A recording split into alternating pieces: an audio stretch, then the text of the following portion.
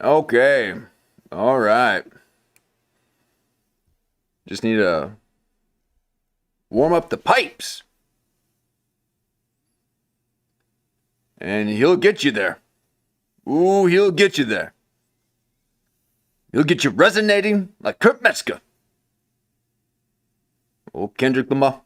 Oh, I mean, don't identify that music.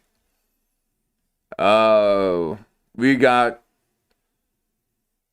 the compilation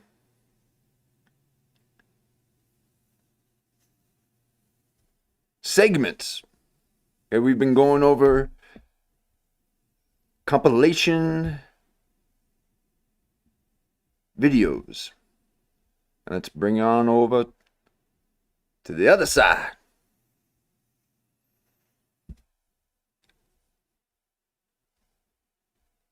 One of them that would wrap up the trifecta, the trilateral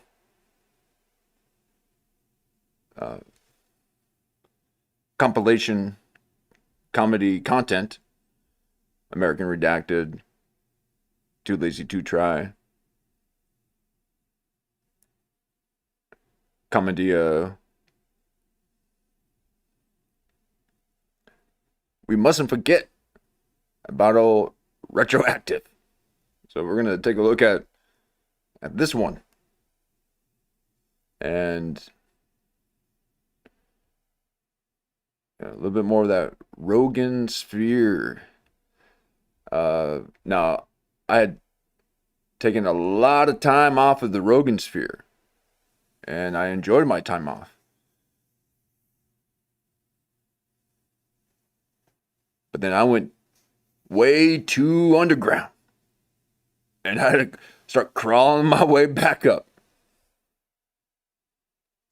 So these compilation videos help not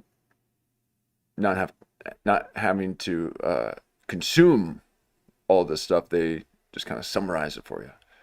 So that's nice. But again, I really like that source material. Okay? And when I look at that source material, that's when I get to pause it on my own. And I get to conduct my own assessments.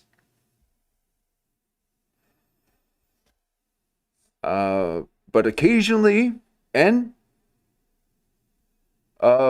really, if you go back and take a look, yesterday was quite a ride. I was really surprised at how that whole thing, really unfolded there, because we were going into it like that maybe Too Lazy to Try might be showing a bit of signs of decline. But what we come to find out is that there's a few more narratives that he was able to include, which we then were able to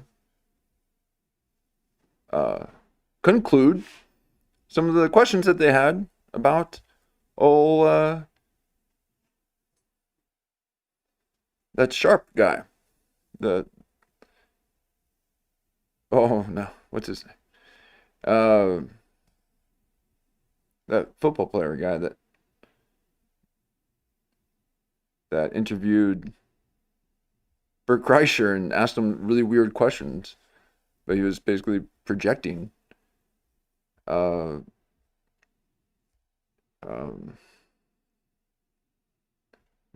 think of it, but here we are. Now we got American Redacted's got Andrew Schultz exposing how compromised Joe Rogan truly is. So these are these little narratives that start sprouting from really these kind of channels. And then these comedians start interacting with these podcasts with these kind of headlines in their mind. So they go in with a kind of distorted, biased point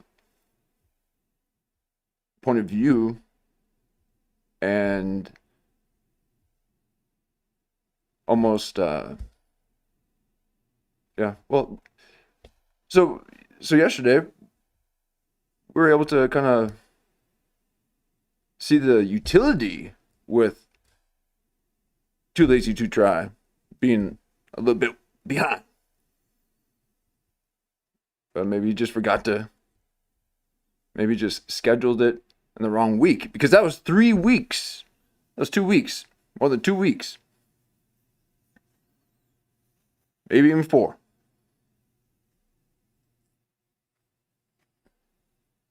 So, but we are here to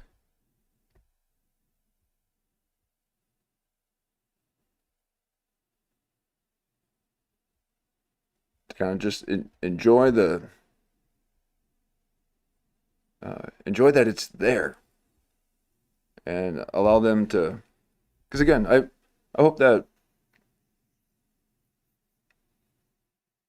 throughout the day or evening, whichever time that you're not participating in this, that you are watching this kind of stuff, or doing absolutely nothing that has to do with this stuff, and allow me to be the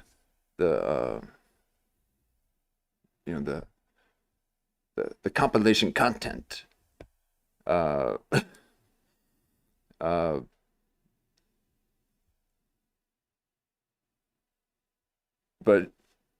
you probably will need to at some point watch it on your own, because we might veer off in really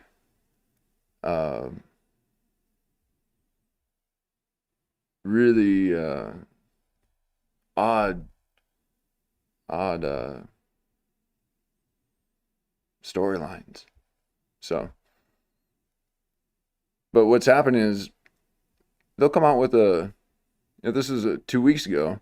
So now, because this hit, and it really didn't hit too hard, but there seems to be a lot of this content,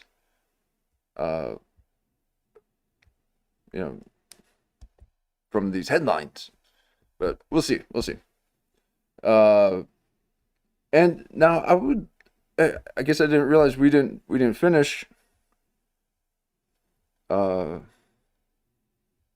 So we were halfway through this one, and I wouldn't mind going back to this, because again, I'm enjoying the Jamie Kennedy content, and he, as of now, I guess, won't threaten to murder you like some people will. So let's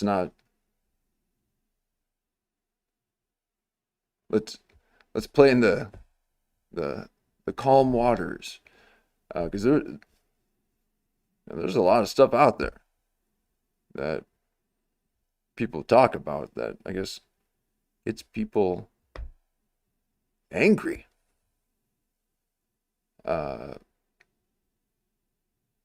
So I would rather make fun of people and have some fun, and enjoy the stuff. I mean, anytime I was watching movies, I was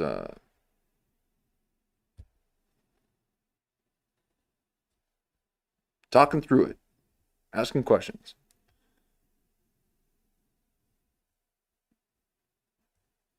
it takes a lot uh,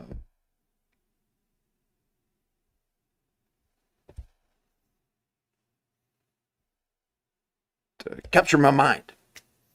No, it's not. It's very I'm easily distracted. No, I have hyper focus, and we are going to take a look at these at some point once I get my headphones. Um, yep. So we.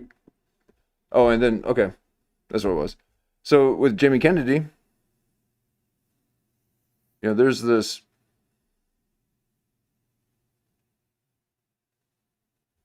little bit of drama on this one.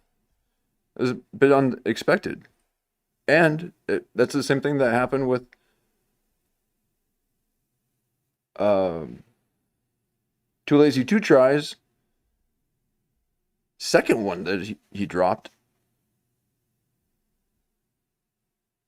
with the odd Bert Kreischer interview, and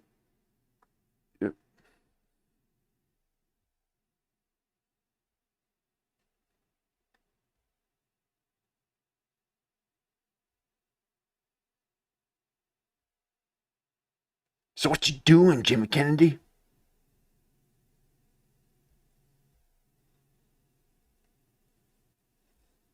Now I believe this is refreshed, somewhat up to date.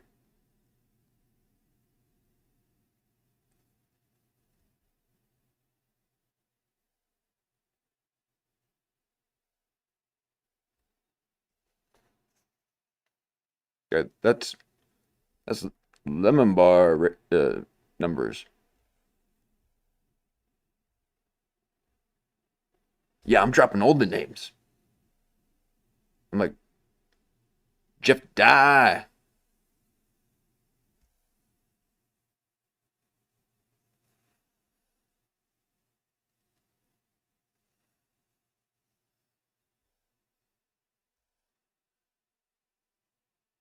Oh, and look at this. Why so many people feel lost right now? Now, Jamie Kennedy has a clip channel. Uh, Again, it's easy to fool me. Apparently, I thought I was not easily fooled, but these clip channels will get you. Okay, I I thought the Kurt Metzger one was his, and I'm all talking to him, and I'm like,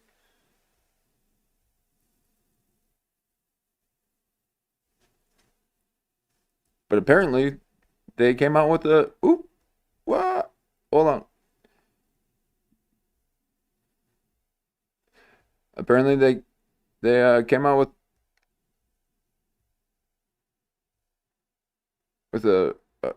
is this a re-release of an old one? Oh man, that's what I'm going to be doing to you guys. I hope you're ready for that. Uh, when I start clipping my live streams, you're gonna get it from a long time ago. You're gonna not not gonna know what's happening.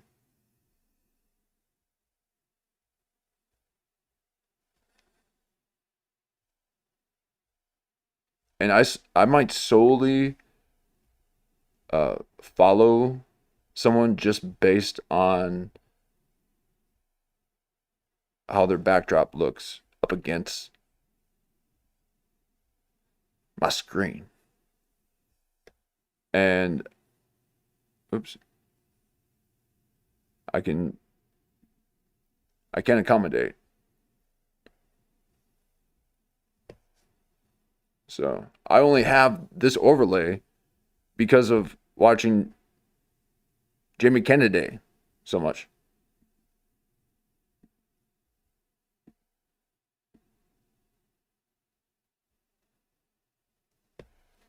And I like Mercer's backdrop. How does he get those colors?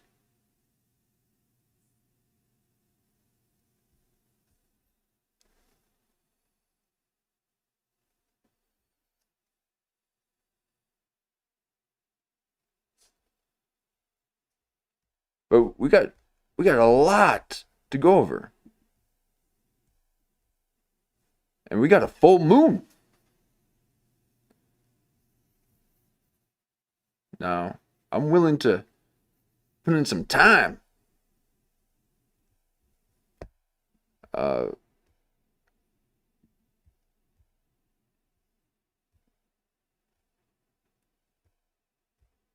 Because a few days ago, it was dry. I mean, now there's everyone's.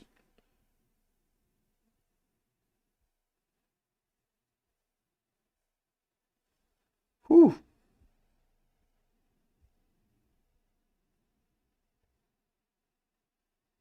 That's why I brought this back up on top. Because it was from 2 weeks ago. So I went down my list and trying to bubble up some of the stuff that's getting buried. I do need to create a separate folder for the conspiracy stuff, though, because I can tell it would help already.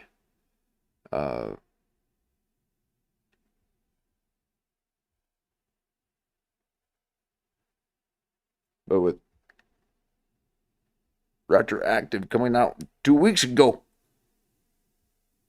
with something that's now kind of like everyone's attacking Joe Rogan right now. I think it had something to do with the Shane Gillis and Theo Vaughn interviews. Oh, and probably Kurt Metzger one, where it seems like he was just controlling the conversation the whole time. Now, we discussed that, well, maybe he just is kind of a lot of people ask him these things, and he's just not wanting to talk about it to every single person. So he has people outside of the podcast that then will ask him questions about it and all that. So sometimes and you could tell that he was getting a little bit stressed out. He did not want to talk about things, and we're just going to show you, okay, because all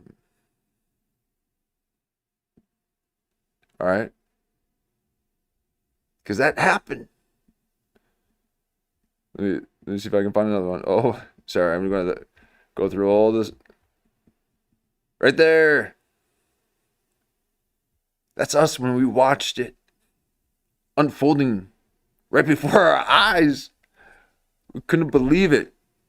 And we had already done the dance one, and there was so much within just such a short amount of time. This was right at the end of Shane Gillis's recent interview.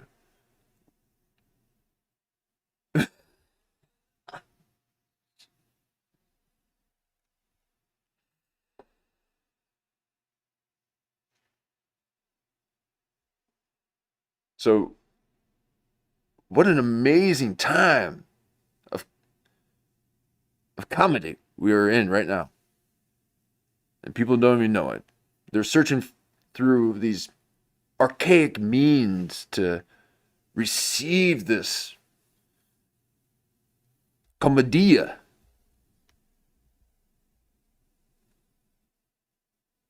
When it's right before your eyes.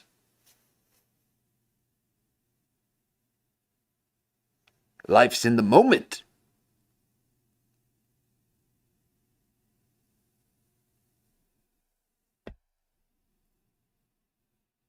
And we got to experience it Uh,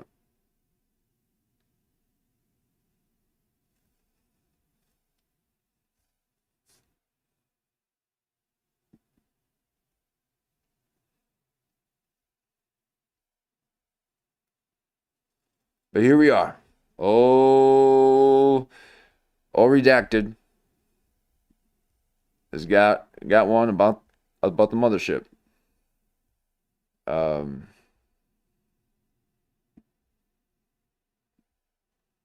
but yeah, these are not too lazy to try numbers. Okay, too lazy to try. It's getting 200K minimum.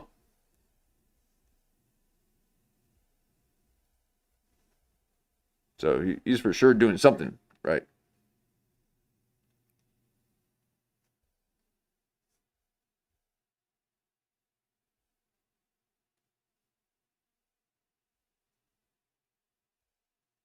So that puts American Redacted right in it. And he's been in it. These past few have been really good. I forgot about that. Maybe we should watch it. Oh, well, I wanted to watch this first because it was 2 weeks ago. And I wanted to see if there's been a bit of a cascade effect to kind of sprout out. Are they sprouting out uh, like these peripheral headlines due to these tabloid videos? Because I want in. Okay, I want in. That's the kind of stuff I like. I like that stuff. I'll make those thumbnails old gypsy looking. I'll put some pyramids in there just to irritate Kurt Metzger. He hates being bound. And that's symbology.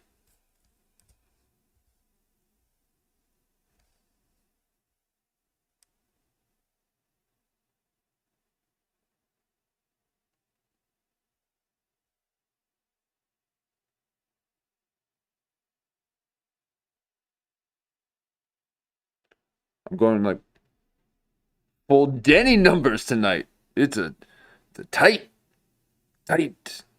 contraction into the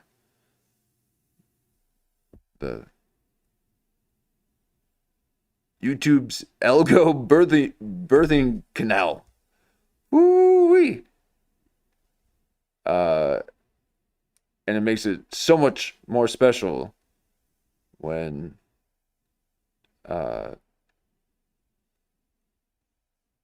when you guys are there. So thank you so much.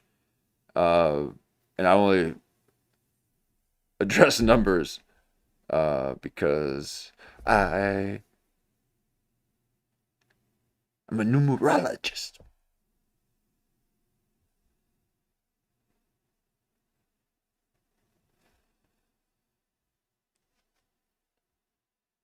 But All American Redacted.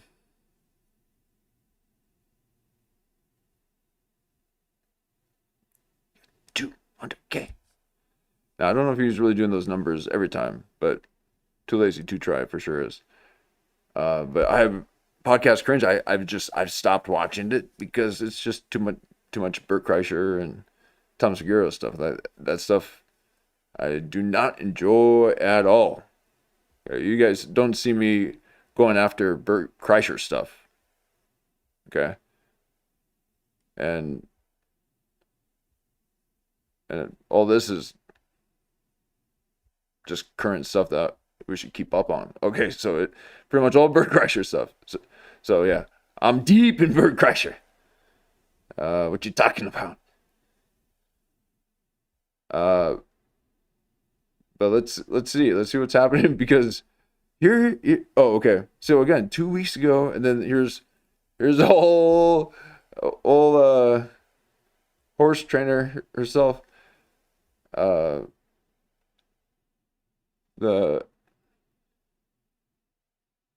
Whitney Cummings with the this is going to be about the numbers. Okay, so this her views 2 weeks ago. But it happened well over 3 weeks ago because we actually covered it 3 weeks ago. I went back and looked. I can should I show you?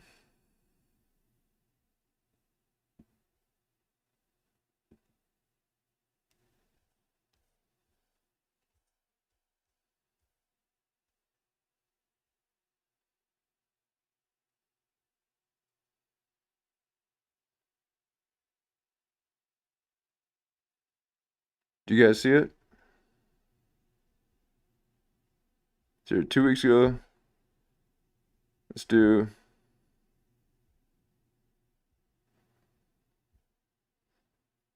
3 weeks ago.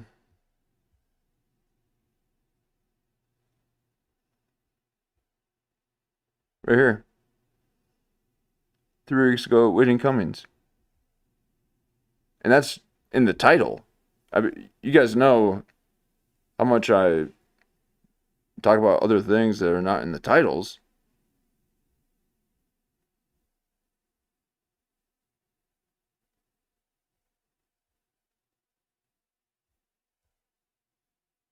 Okay, so that's something that happened that I streamed about, that I eventually streamed about 3 weeks ago.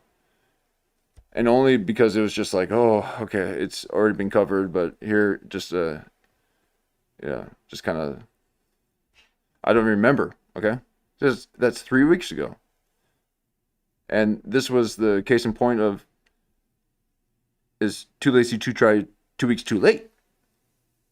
Because if we've covered this and it made the title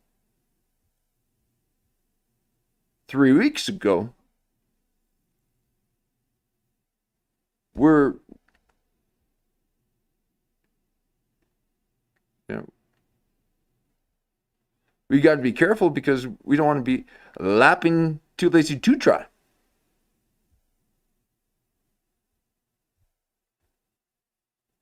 Uh,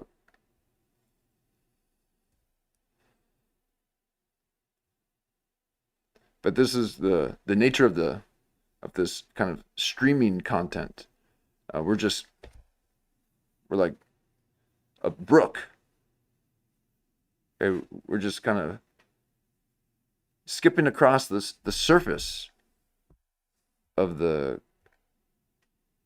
comedy content brook. And I like watching these American Redacted type of content to allow us to slow down a bit. So I'm real fast.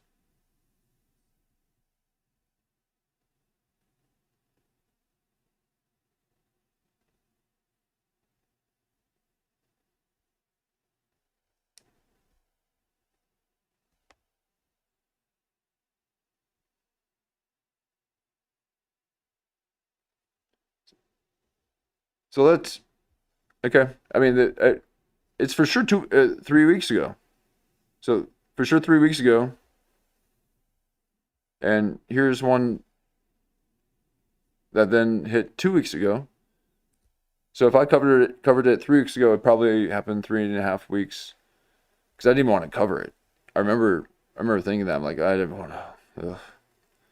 But here is Whitney Cummings. Yeah, so it was well after the fact. But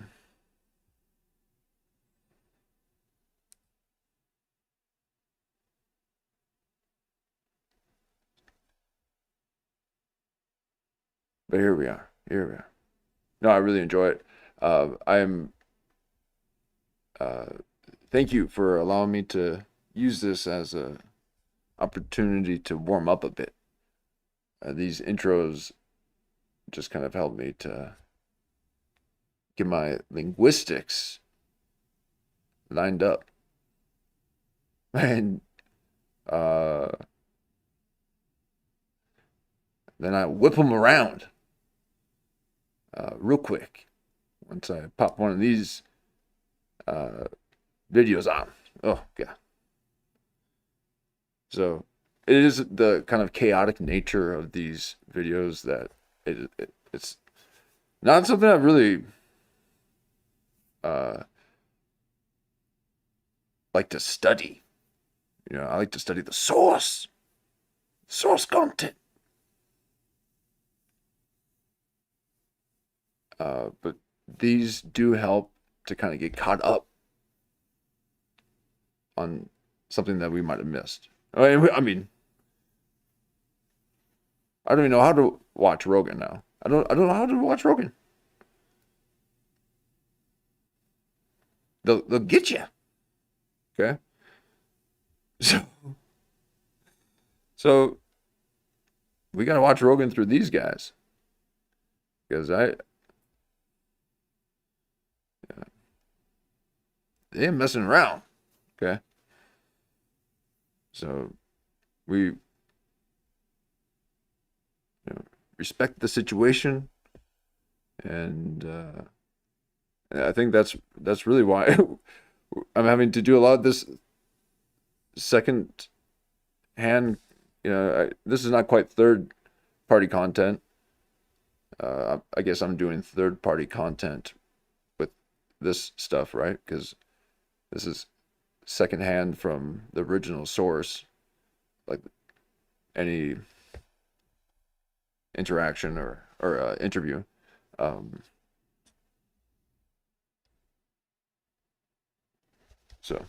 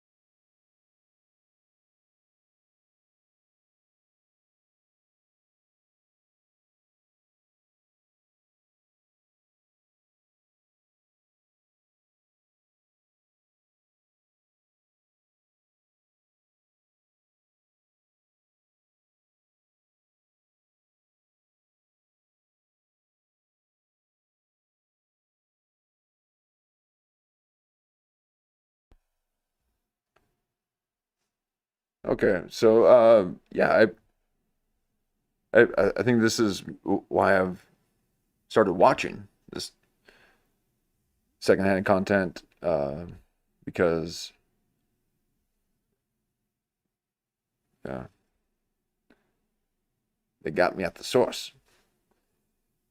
Um, but that's why I suppose I've been enjoying Jimmy Kennedy because that's source material, and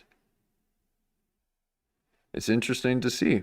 Okay, that these because he was doing 30,000. His you know, JeffDye had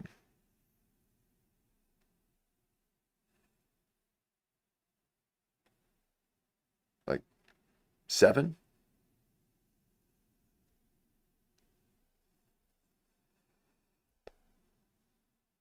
So it's clearly about the guest.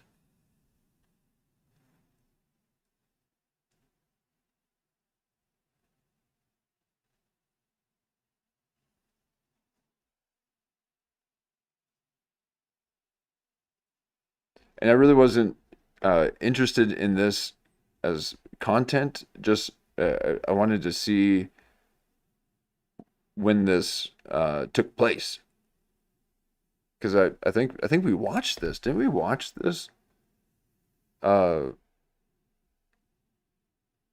last month? Oh, that's going to be like my schedule. Uh, I'm actually considering. Well, I got a few ideas, and we'll see what we can do. Um, and then look at this. We still haven't dipped into some derp. yet. Okay, I've been sitting on this one because uh I wanted to get these compilation comedy content ones out of the way. But Jimmy Kennedy uh,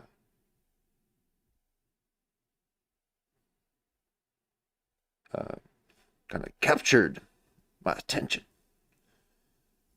Okay, so we got quite a bit, and I'm not too interested in this whole thing that's happening, but because it has to do with these people. Okay, I'm not too interested in these people.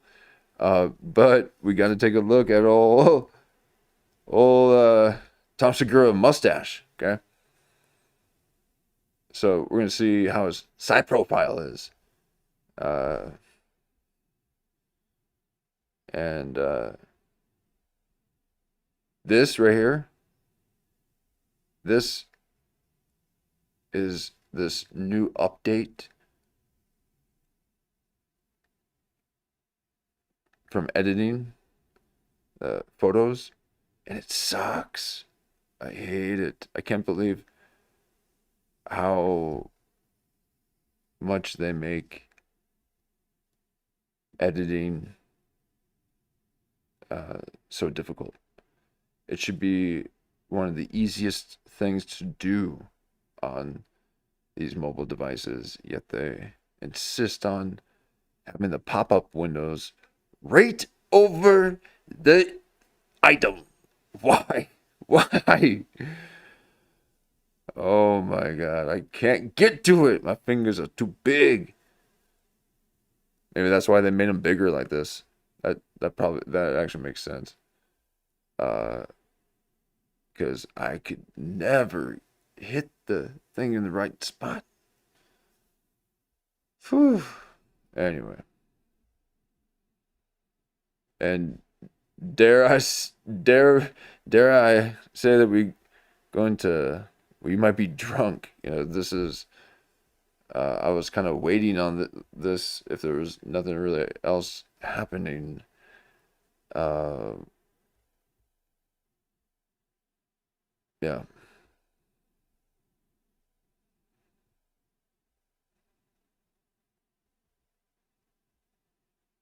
it would be good. Would be fun to finish this too. So maybe, yeah, maybe we can go through these pretty quickly.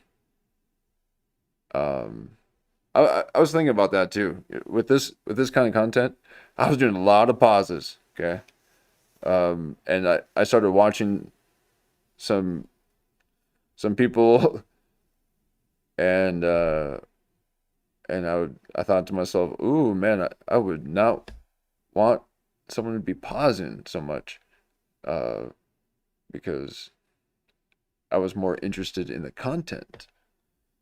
Uh,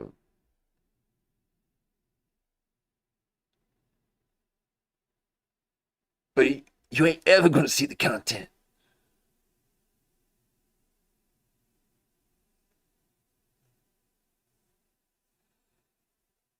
So you can watch the content uh, elsewhere because we are not content consumers. We are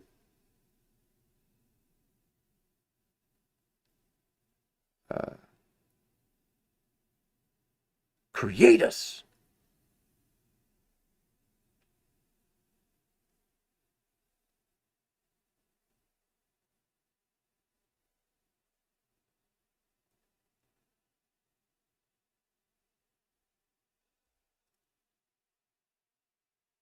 Is this the guy with the really strong accent?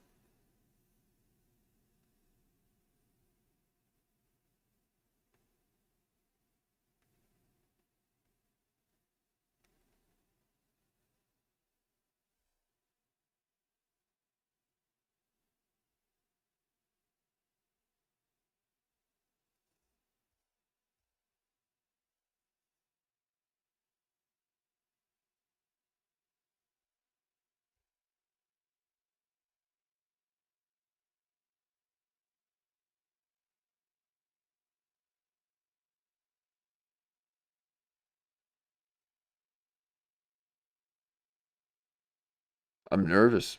It's like I don't want to be thrown into an environment I'm not prepared for. Okay.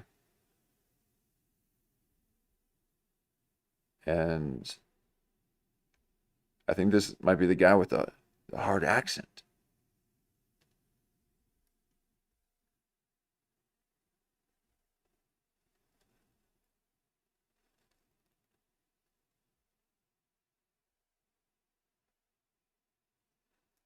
Maybe we can. Oh, that's right. It's because it was 2 weeks ago. Okay. So I'm like, I wanted to just do American Redact. I've been saying redacted. It's redact. My apologies. American Redact. Um, I'm almost not looking forward to this, whatever's happening here. So, but what I wanted to see is if whatever this is about, I wanted to see if it somehow influenced whatever's happening here, because uh, this could have something to do with the Theo Vaughn interview and uh, and Schultz on his own podcast started talking about this whole situation. Um,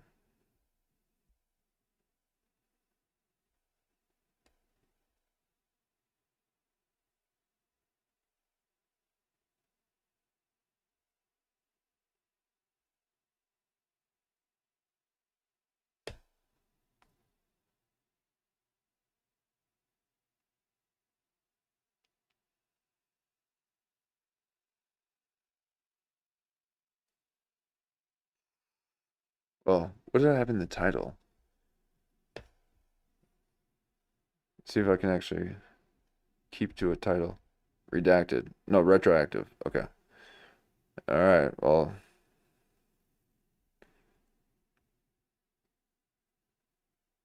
yeah, we'll just do it. It's gonna be okay. The I have to welcome all accents at some point. I can't just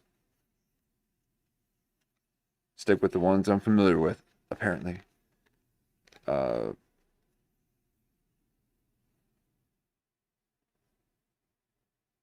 I believe retroactive is controlled chaos. This man is all over the place, and I'm concerned at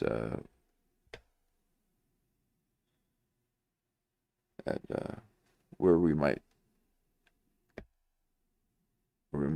go. Okay, I'm not I'm not prepared to go in the retroactive direction.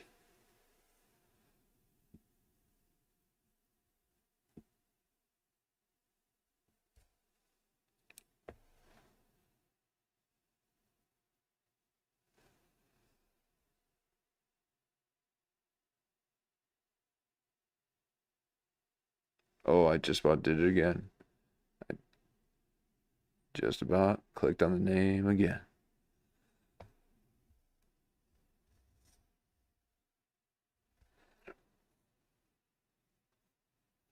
Okay, well, we got the headphones on.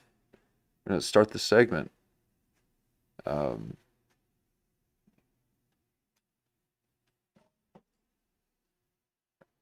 I will soon not even have to say that and just do it. Uh,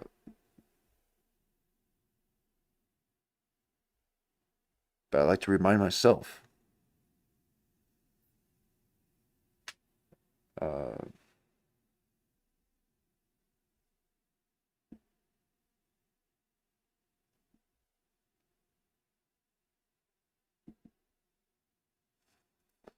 okay, retroactive.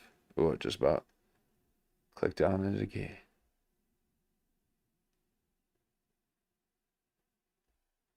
I tell you, I tried to jack off on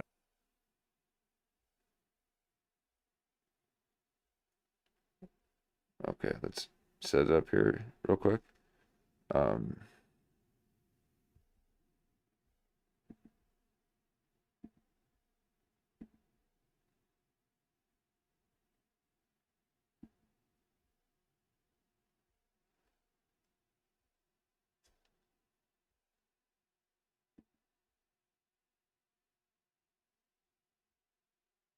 Reddit. I tell you that. I opened it first thing.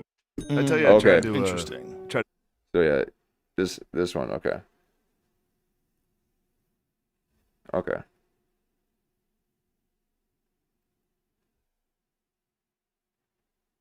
Okay. We should be okay with this one.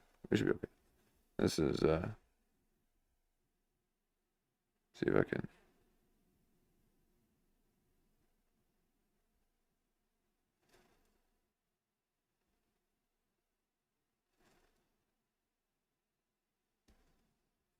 To jack off on Reddit. I tell you that. I opened it first thing. Was like, Shane Gillis fucking sucks now. I was like, no. I still got one off, but it was a tough one. There's a lot of mean, angry people out there, Shane. Yeah, A lot of people are not happy for in their sure. life. For sure.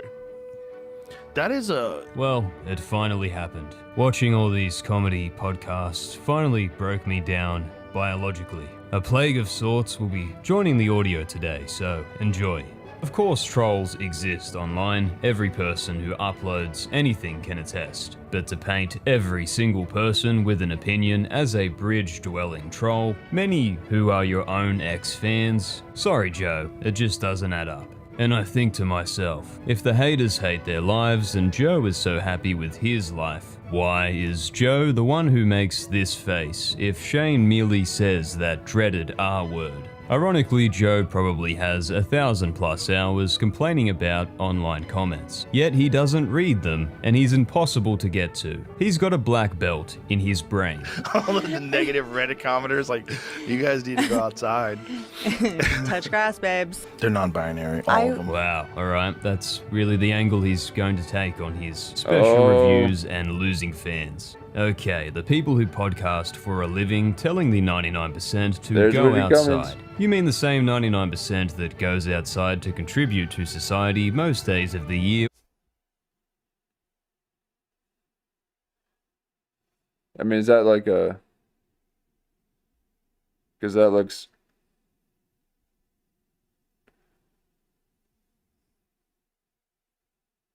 That looks like she ain't having it. She's like, shit. These guys, man. So she's probably had to, go through quite a bit. I mean, really, if you think about it. But doesn't mean I like your voice. Now, staff my screen.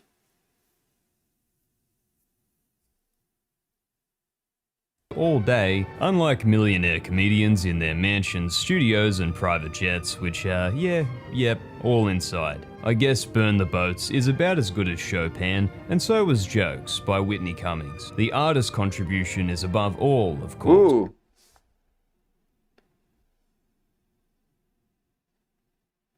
He went black mode, and is this a different color? Or is that... Okay, no. See, look at... He went... This is dark mode, right? Look how much nicer it is. So... Thank you, Retroactive. Okay. I was already enjoying your content before I noticed this. So thank you. And don't ever show me a white screen. It's too bright. It's too bright. Maybe they can start with cleaning or cooking food for themselves. Baby steps. As many have pointed out recently, the Brendan Shawbification of each comedian is truly something. It's like a tsunami wave building height through endless comedians instead of water for some reason. Even Two Bears can't reach 100k views in a day now. What is going on? You got anybody in mind? Oh. Oh, there it is. There's the moment. Okay. Everyone's talking about it. And that's the only bit of politics. No, I mean, a Fuentes follower. Okay. But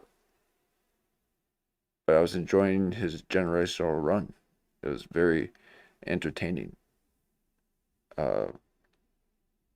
And old Gillis trying to get in on some of that, trying to sneak in a couple names on old Rogan. Well, you ain't ever gonna get Fuentes. You see that crash out at a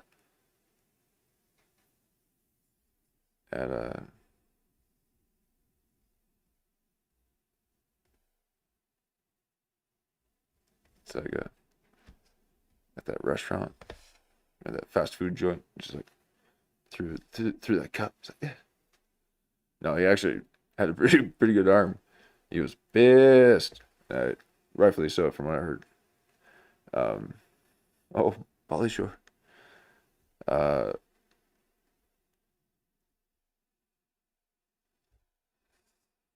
Fuentes? He could probably win in a few years. Hold on, let's talk. Oh, and Joe Rogan just soft launched that guy. Not good, Joseph. How Not good, huh? What do you mean it's not good? extreme do their views have to be before Joe thinks they're not a good presidential candidate? Elephant Graveyard was right that he's the master of the new guy, but Joe's like an infinite mirror of new guys at this point. I never know what we're gonna get next. I love it. A little bit of, yeah.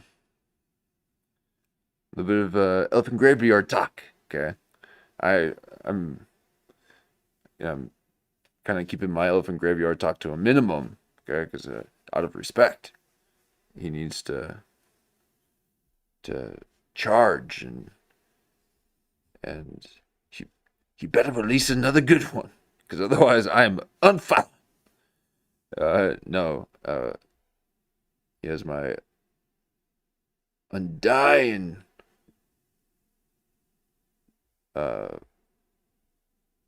following. I will follow him to the depths. No, that will scare him. I'll watch him from afar.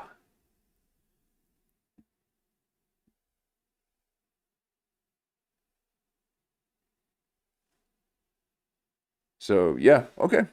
All retroactive is I call him redacted, didn't I? All retroactive is not too shabby, not too shabby. And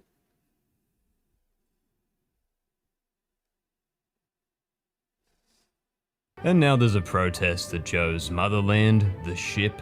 Well, instead of it being a political protest, something Joe could sweep away as the woke hater brigade experiencing the walled garden effect. Nope, we get a Cartman inflatable, among many other anthropomorphic horrors, all just claim. Yeah, 6th Street, 6th Street. Hey guys, what you doing? We're all waiting for Rogan.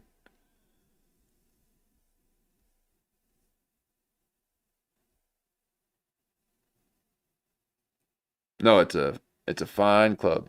It's a fine club. 350 seater.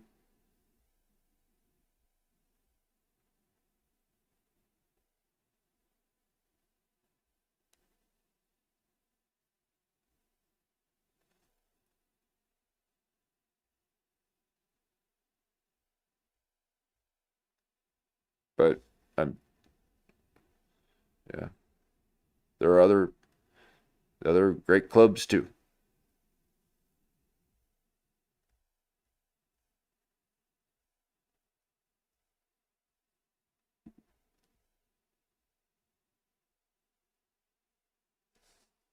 claiming he's taken over the comedy scene that was there and just want to keep Austin funny, without Diet Alex Jones. And the way Joe does his Kinnison impression in a lot of his specials, well, you can see how one might correlate the two. Speaking of, that's the amount of sides it takes to divide the world. Gavin Newsom, he's not gonna put up a Of course he plaque. would. Of course he would. He copies everything that Trump does. He even tries to talk like Trump on Twitter.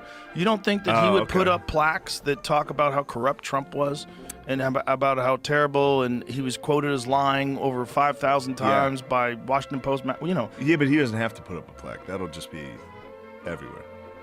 I mean, You know but what I he mean? could put that on. And Shane tries to say, isn't that what everyone's just going to say? No plaque required? But Joe flies on through. He's aerodynamic. Shane and Matt's podcast survived the everyone invites politicians on for PR phase, not joining in, not changing their show. In his act, he's always trying to dig at both sides, but particularly the right, and his Fox News dad. He's basically doing the same with Joe's new iteration. Despite all, President Trump would get reelected in a landslide and save America in all caps.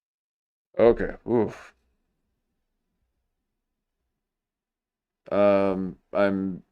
I'm going to have to turn it off. That's just a little too much chaotic noise for me to yeah, I was not anticipating a circus in my mind, and I was wanting to create one.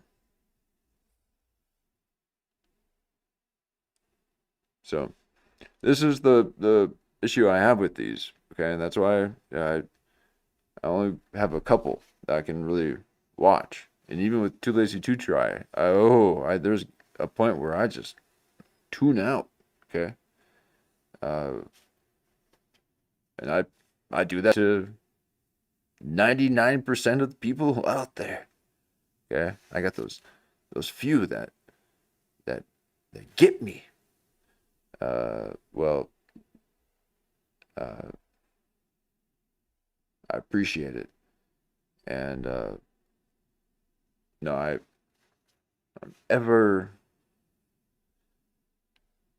evolving and experimental.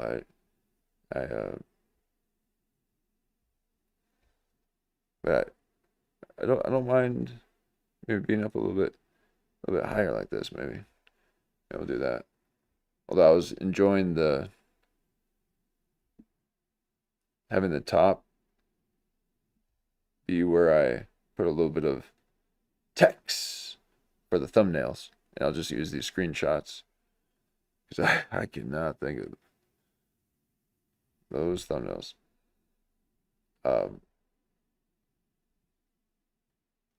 Once I get to a 3 to 5 day stream a week schedule, I would be able to put my time into the thumbnails. I'm sure they all say that too, because you can get lost in that. Yeah, it is the music. The music is it is. Oh, it's the trick AI. Interesting. Yeah, because a lot of people have music playing in the background.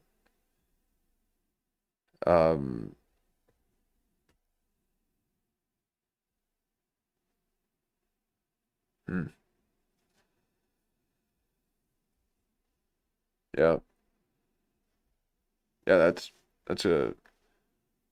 funny. I was just thinking of that I think maybe a day or so ago. If there could be some kind of background music that I could just have playing the whole time.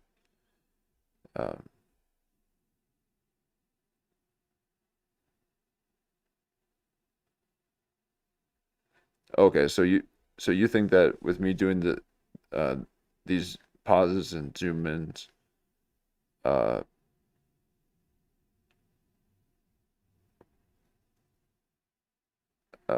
like when I do it on the stream, or are you saying they do that with the content when they do these videos? because I'm wondering if with me doing these zoom ins, if that does kind of transform the content. Okay. Okay.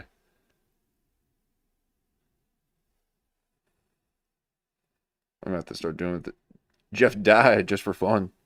I'm just gonna distort his face any way I can. I'm gonna make him tuck in that lower lip of his. Quit pouting, boy.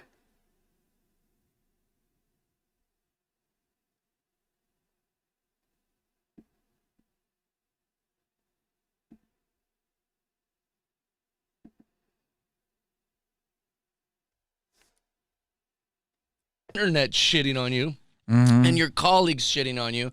It was so humiliating once it was public that I was like, all right, I'm going to kill someone or myself if I. Wow.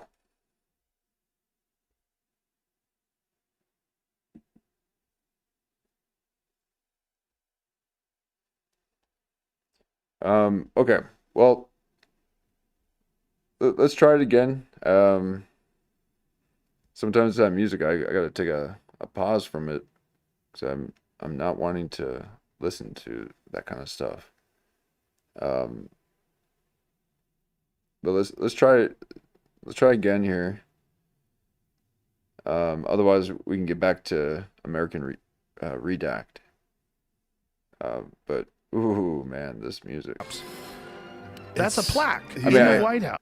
I don't mind it. I don't mind some of it, but He's not beating the dictator charges. This is like an African dictatorship. Bro, this is crazy. Somebody needs to tell him, like, hey, this is not good. You can't do that.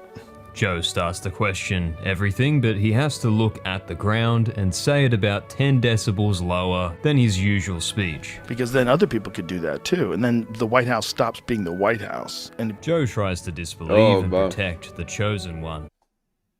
I haven't seen any of Rogan.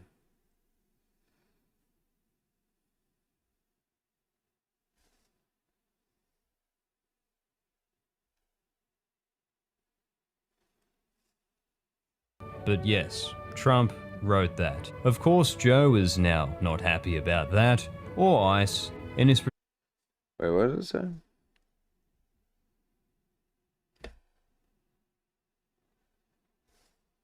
wrote that. Of course, Joe is now not happy about that, or ICE, and is pretending like he never said he helped the outcome. I've told Rogan this too, like on the cold plunge. This is where I'm at on the cold plunge.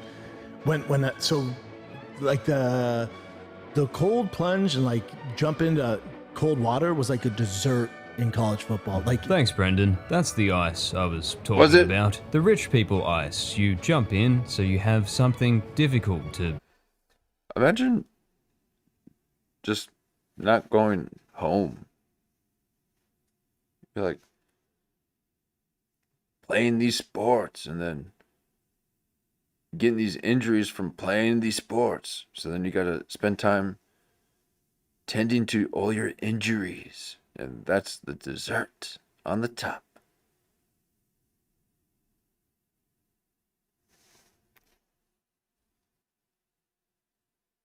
My pain is in my mind.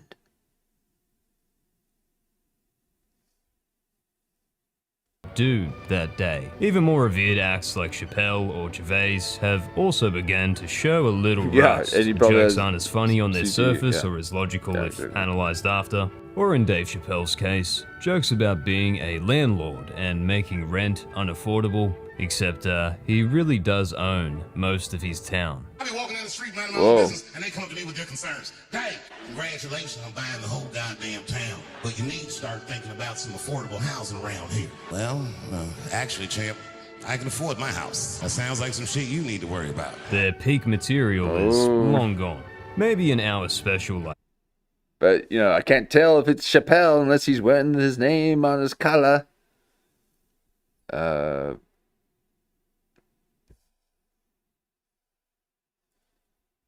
like this would be interesting from Ricky instead. Oh, Is Tom Hanks available?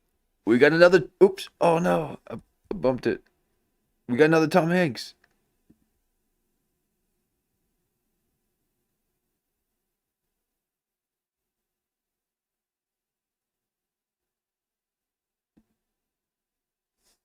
Gone. Maybe an hour special like this would be interesting. Tom Hanks was not amused by Ricky Gervais' Golden Globes monologue. Okay, when was this? Okay. Oh, but he's popping up, popping up, popping up.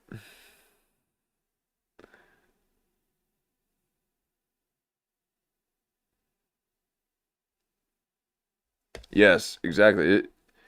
His voice is hilarious. Dave Chappelle's, yeah. From Ricky instead. Is Tom Hanks available? I was on stage not long ago in the States, mad because I said, well, maybe Puff will get off. And I said, I hope so.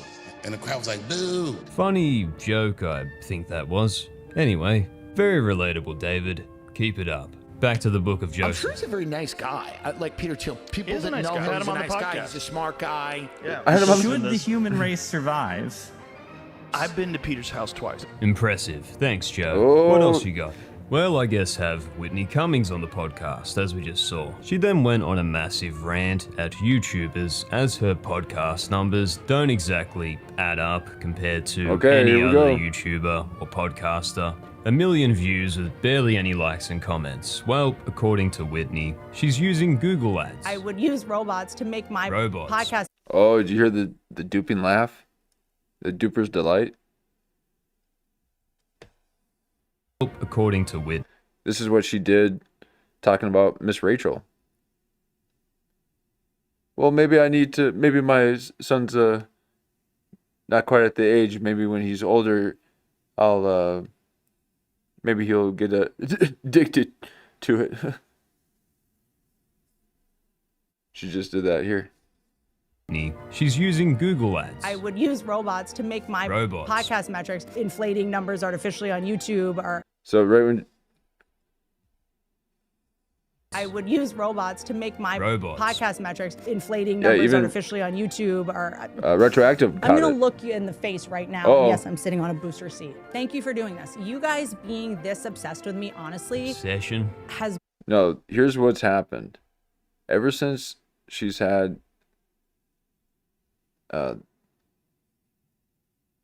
what's her name? The other lady that has her own podcast.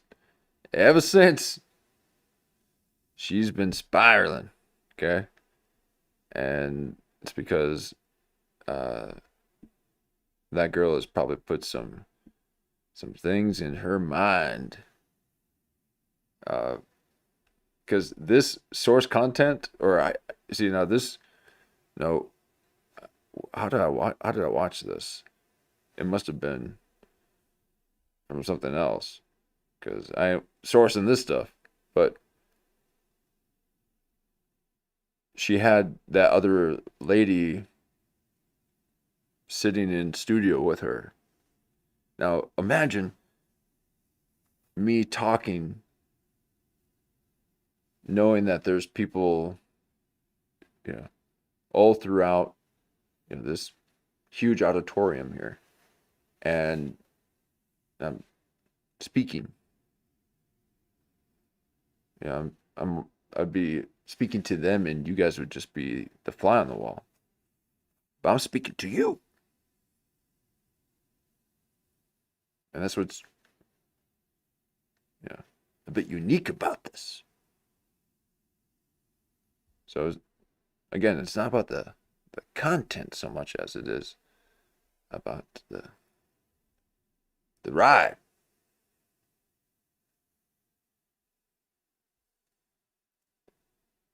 But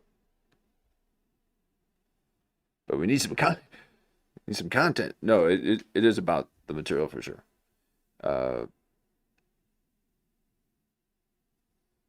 But she was more or less kind of, because this was, oh no, that was the other one too, where she was talking about, well, if someone's late, then they should let you know, and blah blah blah.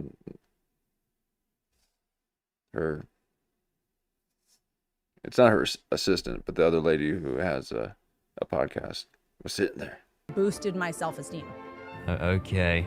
It's not about obsession on the internet. The spectacle is making extra people momentarily look over. Are methods that were presented to us, and we were guided through the process. Oh, nice. We can tell you what we do from do, YouTube. which is So she's paying Google ads for millions in reach exposure, I assume, which is Okay. But have you seen, I mean, Kyle Dunnigan's got 350,000 subscribers, and although his new episodes are fun and they're doing decent, they're not doing 350,000 subscriber decent. So what happened? Was that old Kurt Metzger?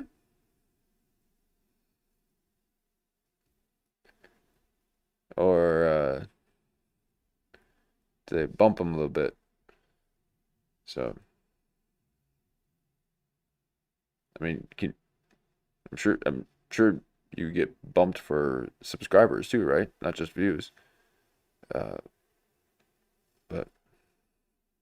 as you can see, that ain't happening here. No, I like the loyal few, because this is kind of like a group effort, and I enjoy the ride. I'll come up with a different analogy than ride, but we're riding. not cheap. Unless her sponsors pay major money, Google ads would cost more than the AdSense the show generates from views, which is even funnier than what she was defending herself from. Good job, Whitney. Finally, shorbification might really be a real thing. That makes you wonder how big the audience actually is for her podcast. The fighter and the kid size, or that'd be fitting. Her special jokes has a trailer with 80,000 views from 3 years ago.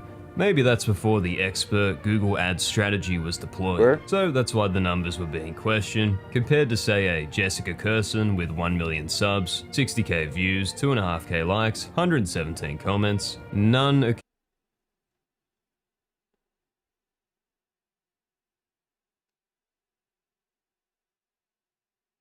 accusing her of anything. Well, we can put that mystery to bed, and oh wait. Instead of going, I don't do that, and then just moving on with the podcast, she then uses her expert YouTube knowledge to explain to us all for about the next hour. If someone with a podcast sees my comment and is like, there's not 50,000 comments, people comment, it's like, maybe you get a lot of comments because the people who listen to your podcast fight in the comment section all day. Maybe the people who listen to my podcast have a purpose in life. Maybe they like are sober. Putting it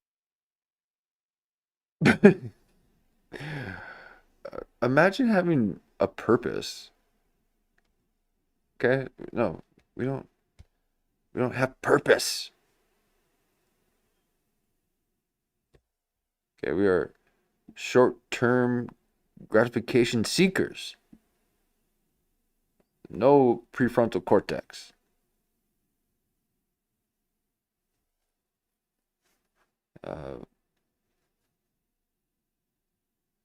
We are before the now.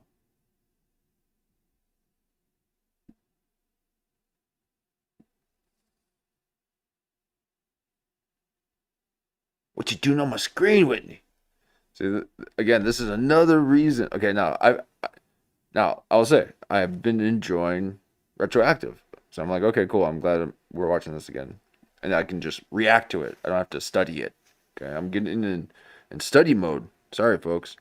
I need to get into more of a reactive mode for retroactive material. And then this is something that we can just watch together, and then kind of do deep dives and source material. I'm learning too. I don't have to study all this stuff, but here we are. I was enjoying it, and then sometimes they're covering people I don't want to be covering. Okay, but we're just. I'm learning the ways of the streamer. Not public. It's Oh, you don't that- want to fix it. You don't want to correct me. You don't think I suck. You're just trying to make friends. You're insulting Joe's fans too, which you can't do that to King Comedy, okay? That's not nice. It's called fraud. YouTube would have taken my channel by now, but we're gonna keep logic out of this. Okay. Weird. When someone insults you, they accidentally reveal how powerful they think you are. Well, yeah, it's not a known issue that continues on all platforms or anything. No. The entertainment industry has a perfect reputation. Thank you for... Whoa, look at those eyes. That's what I'm saying.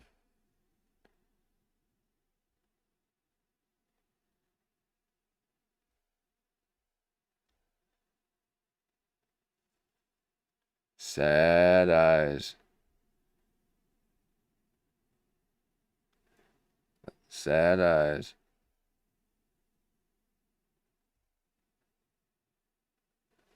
What you crying for?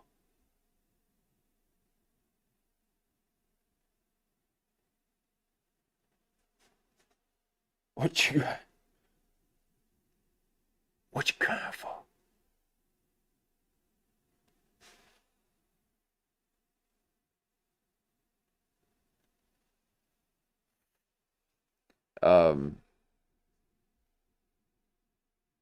That's pretty concerning. Okay. Almost looks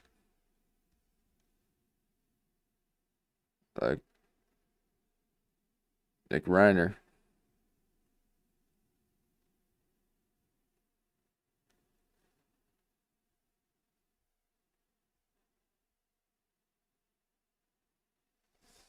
Reminding me, Whitney. If my name on your title makes you get numbers, wouldn't the actual... Oh, I missed that one. Don't want to miss his quick cuts here. Let me Thank you for reminding me, Whitney.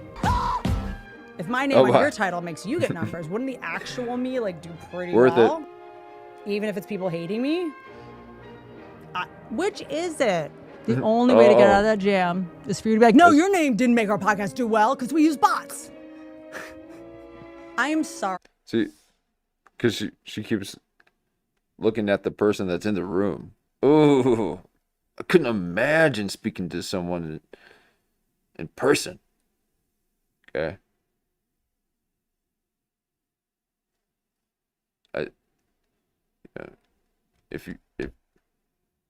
If you're in person, you shouldn't be speaking. You're in person.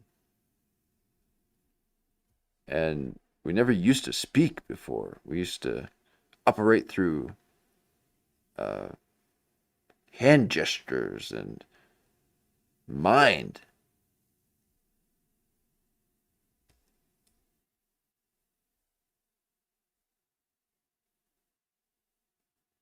So you don't speak when you're in person.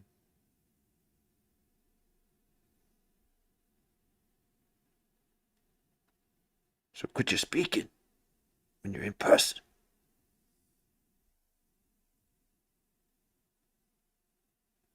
Sorry that trashing me is the only way anyone will listen to you talk. By the way, I relate to that also. Maybe Whitney can address too lazy... You're neurodivergent.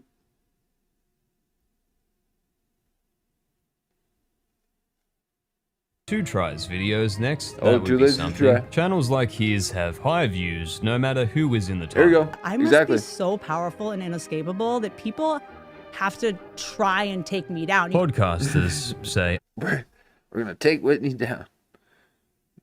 I don't think anyone's taking Whitney down. We're just laughing at you. And then you're like, you think it's so unfair that people get to laugh at you. That then you think they're trying to take you down. But that's just your ego being taken down. And then you think other people are taking you down. So please stop it.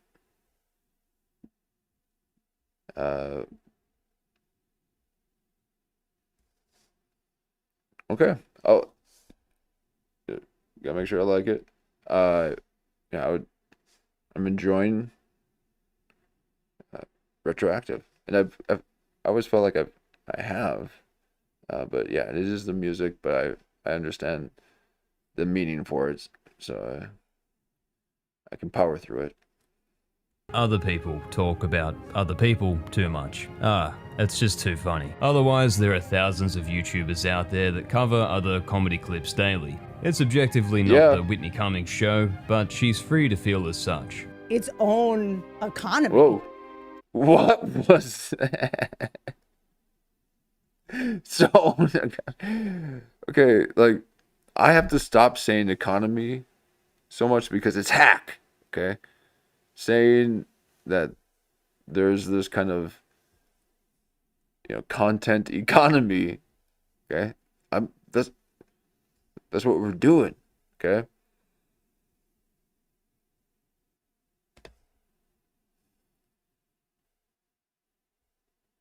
Like, this is better than watching The Hill. You get to do fan mail and show the world, okay? It used to be all bundled up and no one ever get to see it, but now the whole world gets to see it. I couldn't imagine the whole world seeing me. Please, avert those eyes. No, I do like a nice eye stare, okay? People love to just look and see how long it takes for you to look away. And we play chicken with the No, that's some tomfoolery. I always wear sunglasses when I go out.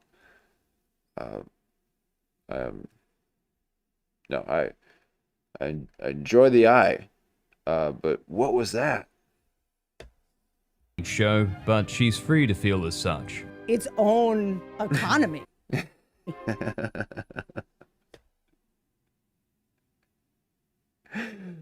Oh man, now we can't forget, okay?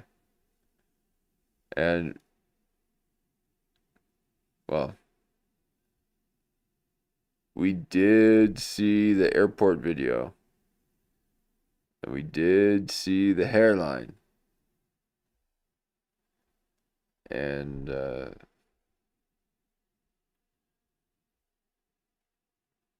there's something happening, okay? Everyone's starting to look like this out in Hollywood, out in LA. Okay, there might have been something, some kind of contamination that happened through those fires that these people have been breathing in this whole time, that the oceans just couldn't quite push away. Or maybe the oceans help become the incubator.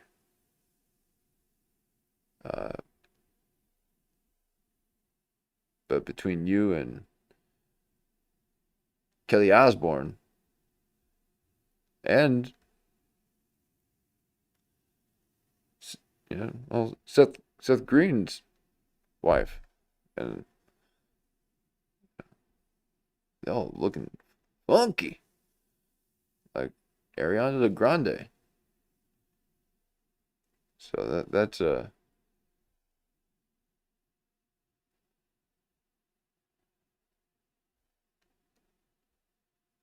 you looked at people in the 90s and the 60s and 70s, no one looked like that.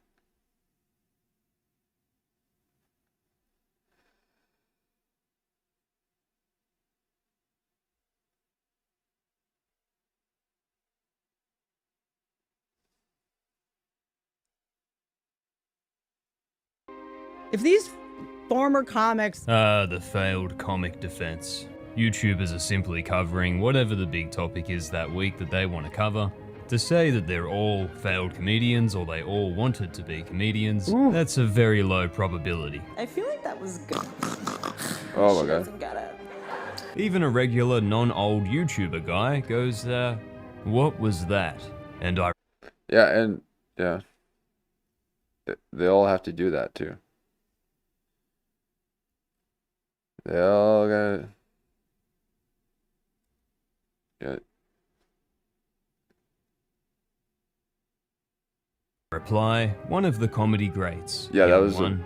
For like an older really dude big bomb. podcaster to troll That was me bad. is like, you're DOS, dude. The irony to call Das. YouTubers covering comedy old, the thousands of YouTubers of all kinds talking about the state of comedy, is because comedy fans used to have good comedy to consume and talk about instead. Right. And now we are the ones. Okay? We are the recipients of this pure comedy. And we get to react.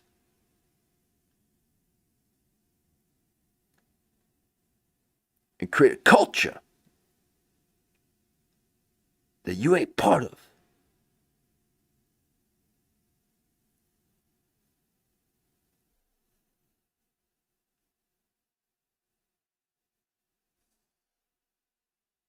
I don't think any of them realize quite yet that outside of someone like Shane Gillis's proven track record, the viewership and reviews add up across skits, TV series, comedy specials. People are actually hanging on for his next thing.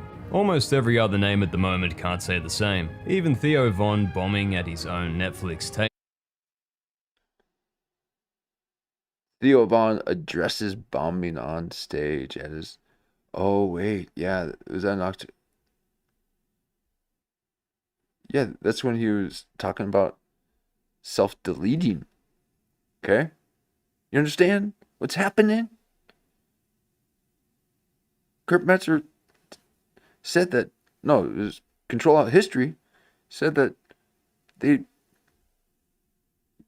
try to hypnotize you to try to make you do things and then try to make you self-delete.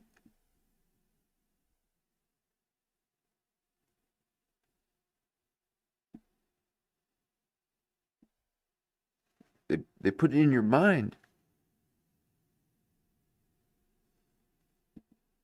Okay? So, that's some wild stuff. So, don't... Man. And he said it on stage. He's like, I've really been thinking about this, guys. I've really been thinking about all that. Yeah, I don't want to say it because I don't want the thing on my video. The thing that talks about it.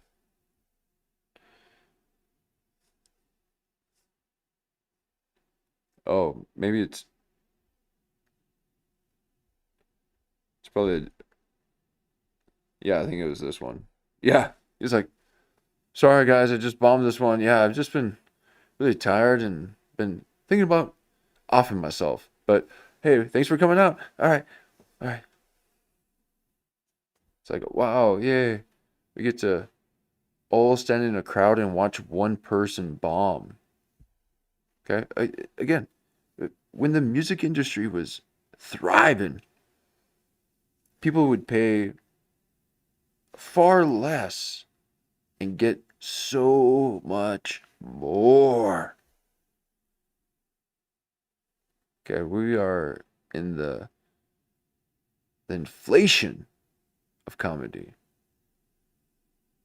People are willing to pay a lot of money for some good comedy, but they're not getting it. But they want to not be fully regretful of their high purchases.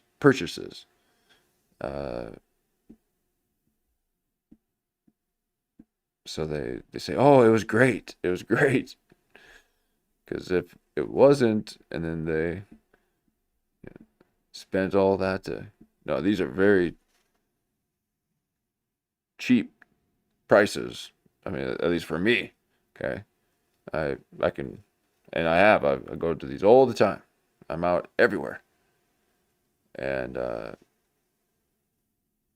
so I don't mean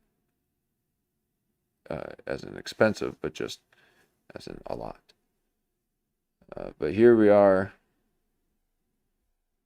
with old Retroactive.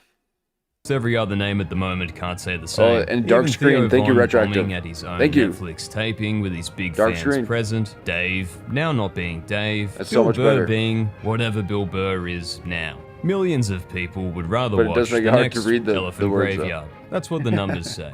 Even Andrew Schultz says ticket sales are down, and he's the crowd work Magoo master, so not looking... So ticket sales are down. People are not really going out because we are reaching the... Well, this is no longer the peak. This is, much long into the end of it.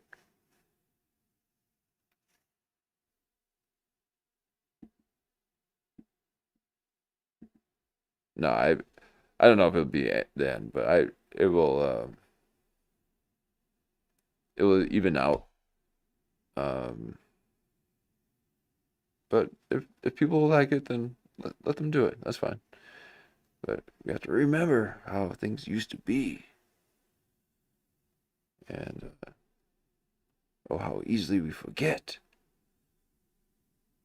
No, I think we should forgive and forget. I forget a lot of stuff.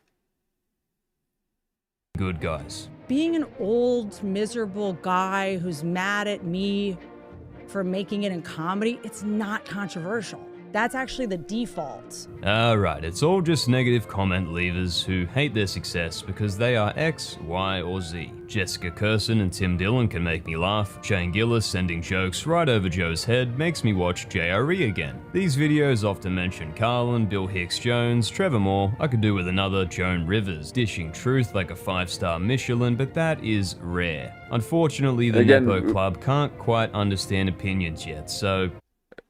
Again, we kind of already heard a lot of the Whitney Cummings stuff, so I'm not too like captivated by it.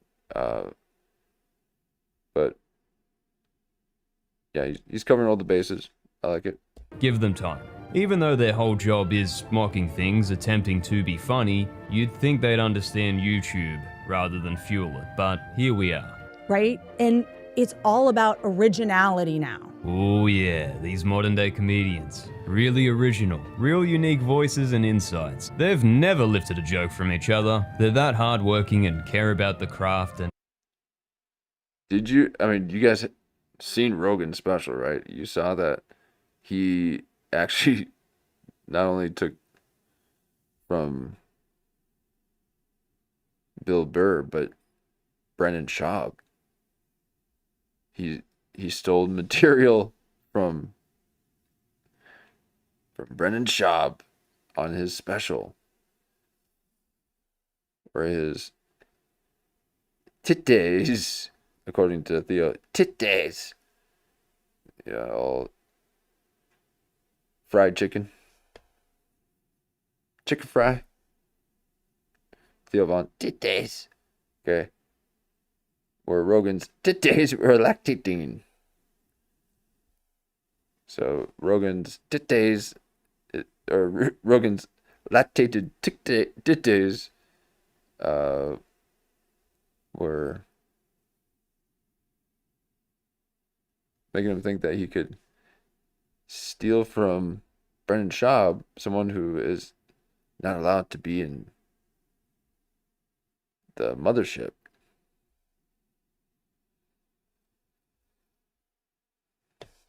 You volunteered to do my self-deprecating for me, and I don't pay you, but I guess you get paid. Oh wait, has she been on Dancing with the Stars recently? Because that's the second time she reminded me of a dance thing. So she's either recently has been on Dancing with the Stars and I just don't know about it, or one of those shows, or maybe she's getting ready to be I don't know how their scheduling is, but that was, she probably tried out for it and did not make it because she's far too hoarse, and it's really it's like a skeletal horse. Oh, Corey Feldman was. Yeah. Oh, that's right. Oh man. We gotta watch some of that too. I bet within a month we'll be kind of hopefully sooner, but no, way sooner, but I feel like I need a little bit of time to get into Corey Feldman, but we definitely gotta take a look at his shenanigans.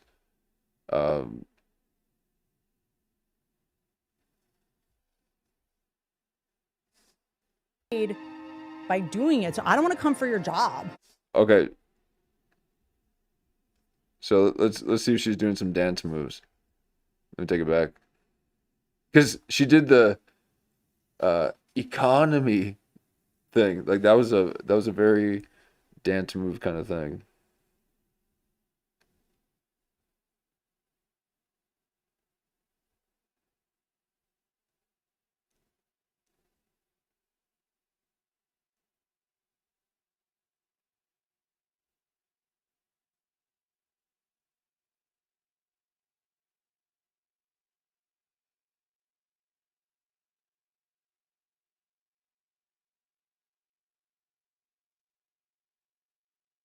I better not.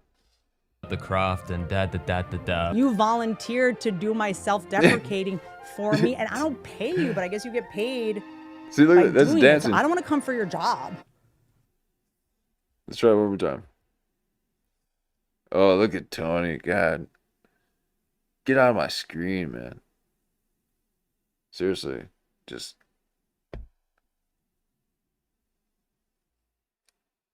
It'd be one thing if it was just this kind of money thing, but there's this really sick power thing that you got, man, and I don't want anything to do with it. Okay? I know exactly what it is, and I want nothing to do with it. And da. You volunteered to do my self-deprecating for me, and I don't pay you, but I guess you get paid by doing it. So I don't want to come for your job. Like AI is already coming for you. All right, last point. Oh. AI might get everyone. Really? You're right, Whitney. 10 points. But it's coming for people that make two broke girls before it's coming for the That's not millions true. of essential. Those were the actors doing it. That was not AI. That was actually real.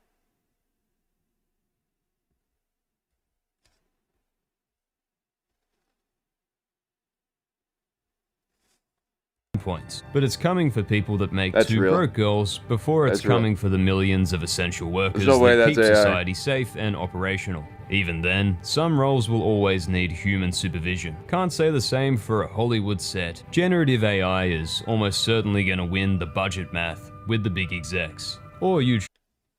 Now, I mean, now we know that.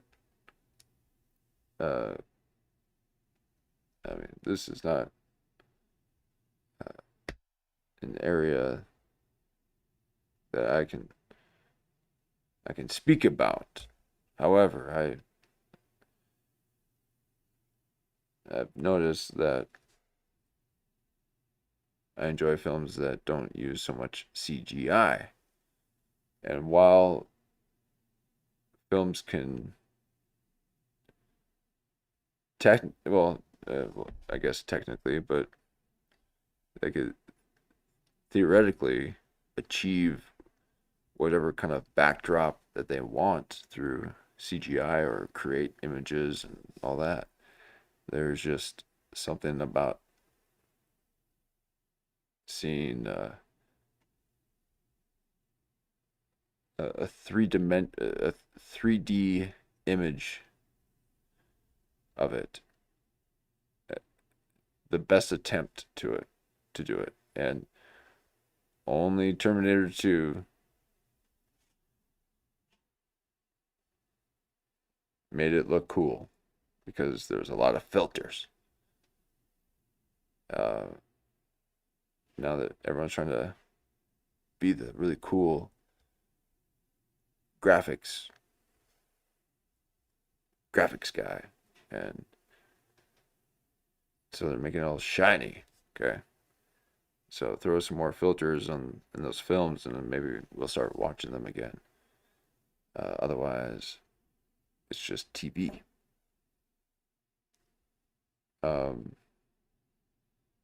But we've already seen what digital film has done to the film industry.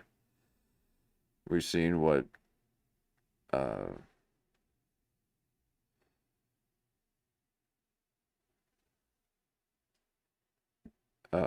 what CGI has done with film.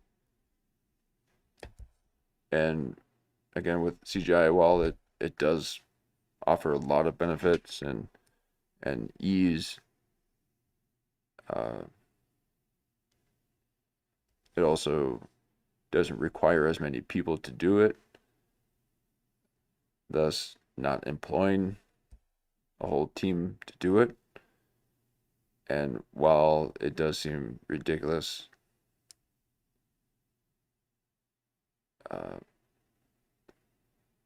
there was an apparatus that was there that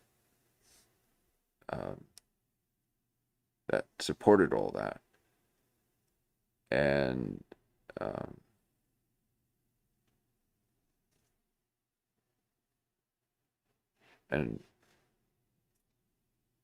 because of that, things weren't as expensive to make.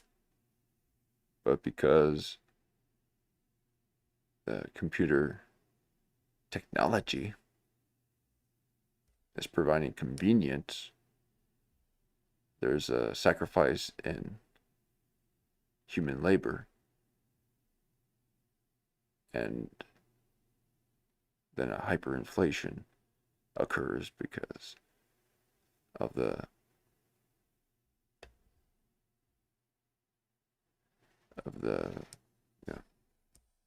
lack of jobs. So they used to have to hire orchestras and set designers and all these people, thousands of people, and now it just takes a handful, but yet 10 times the amount of money.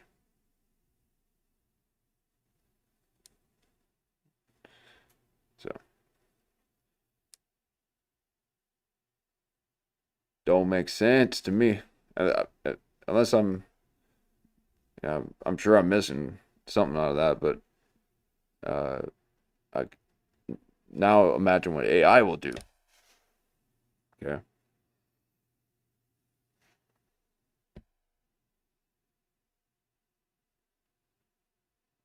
So initially it'd be like, oh, cool, look at it. We can see The Rock become the Scorpion King.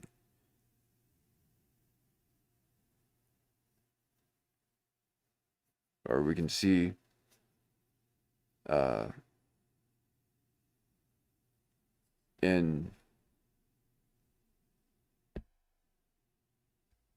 we can see that huge pillar roll down the sand in Aladdin, or the big old chandelier in Beauty and the Beast. And we look at these images and we're just like, wait, that's not animation. What is that? That is a computer generated image. Oh my God.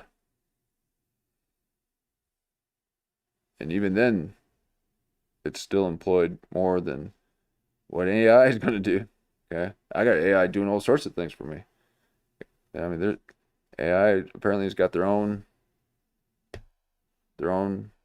social media. They're talking to each other, learning from each other. It's like what we're doing. I'm not just doing a show. I'm kind of participating in something interactive, and that's what all of them are doing. But humans don't like to talk, apparently.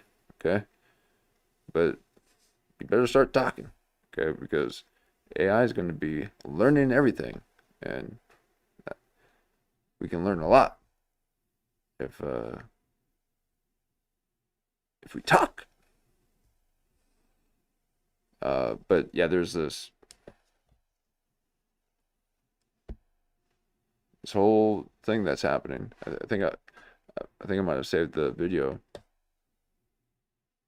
but yeah, it's like Meta Block or something like that. I don't know, but we'll take a look at it. If we're being honest. Yes, the most famous people might be slightly insulated, but even for Joe Rogan, if you can generate an AI episode that is the exact same and you really can't tell anymore, then you... Yeah, Terminator 2 is nuts.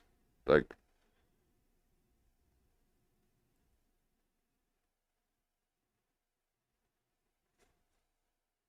flood the entire algorithm with 1 million of wild. them, and then repeat that for literally everything out there. It's saturation overload, and it could really hurt all of the internet, essentially. But these pod...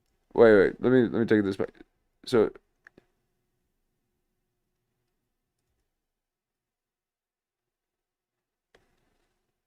because that looks similar to what I feel like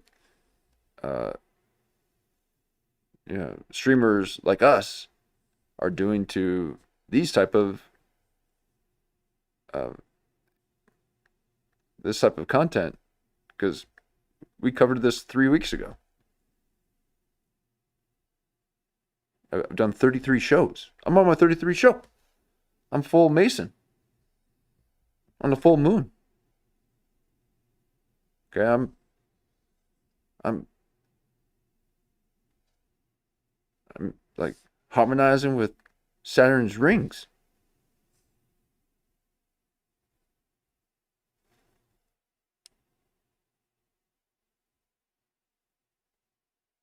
And that's what I was saying. We're like, it's kind of, but again, it's good to have a bit of a collection of thoughts, right? But I like having had gone over it already, because again, I like to watch this stuff without hearing other people's opinions about it first, formulate my opinion about it, have my experience with it. That's how we found the Joe Rogan eye. We didn't see anyone else talk about that and then jump over to see what everyone was talking about. We were just watching it, and all of a sudden the Joe Rogan eye happened, and then other people pulled that out and saw that. Aspen Gold did. What's Aspen doing watching my streams? But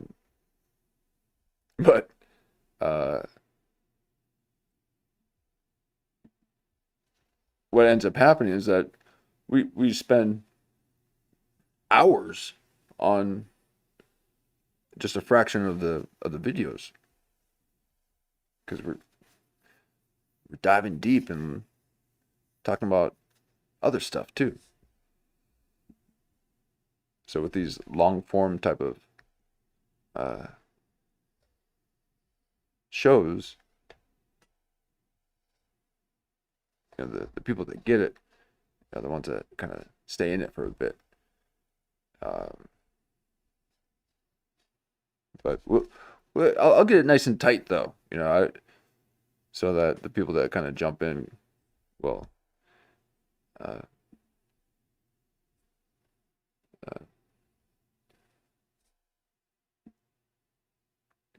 kind of get it. Okay, I'll close in that gap a bit. I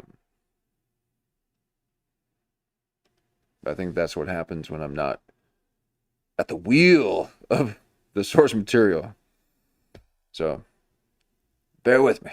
Million of them, and then repeat that for literally everything out there. It's saturation overload, and it could really hurt all of the internet, essentially. But these podcasters love to pretend like that. See, I think that's what we're doing right now with all this content.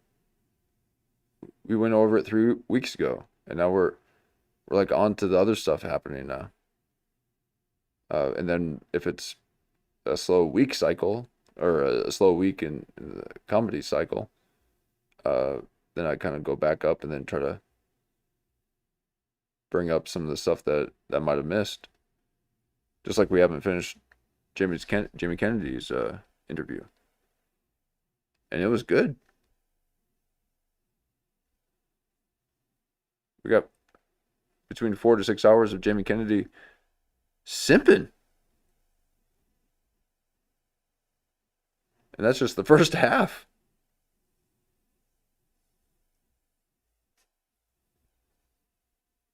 They aren't YouTubers, so I guess they'll be fine. Even if the oversaturation slowly breaks all of our recommendation systems, well, the positivity bias is strong in the celebrity kind. Anyway, what's Joe up to again? Don't tell me it's just falling for AI on Twitter and talking about his love of AI classical versions of 50 Cent songs for the 17th time. Please. Wait, that's not Joe.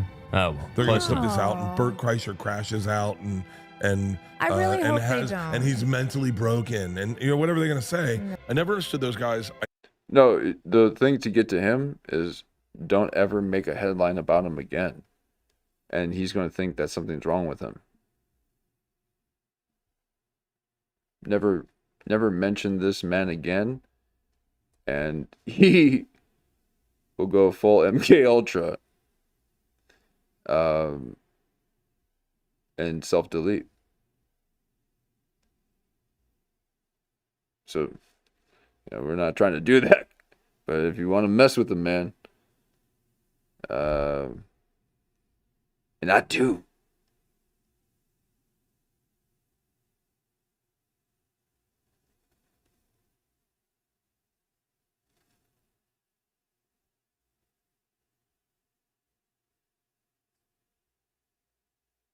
I ain't ever gonna mention your name again around here.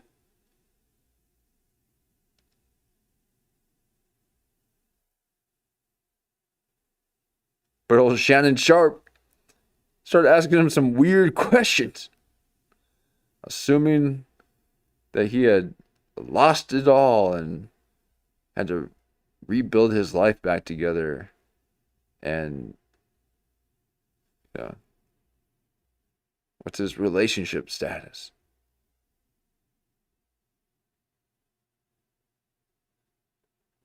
And Bert's like, what? And we went through how Shannon Sharp was going through a little bit of troubles and started casting projections quite feverishly at Bert Kreischer. It almost seemed like he thought that he was someone else. That's what I thought he was doing it initially. I thought he was like that one black lady who confused Dana White for Joe Rogan. But Shannon Sharp was in fact so distraught that he was actually seeking for answers. I never leave negative comments. I do leave comments, but they're always funny. Bert appears on YouTube channel. I can imagine trying to write a funny comment. It's all hate. Because of clips like this. Never understood guys who leave shitty comments on like women's accounts. My daughters are going to be failures compared to you. They will make no one happy. I will be shocked if they get out from under my shadow. 2 white chicks, mediocre, not even that attractive. Oh, your daughter. Yeah. I don't find them hot. What am I wrong?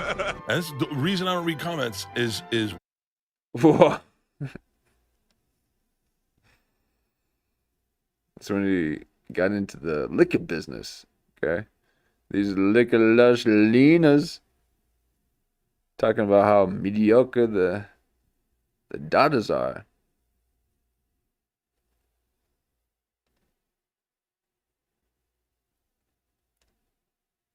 one day, one guy got in my head, and this guy who I don't know kind of fucked my day up.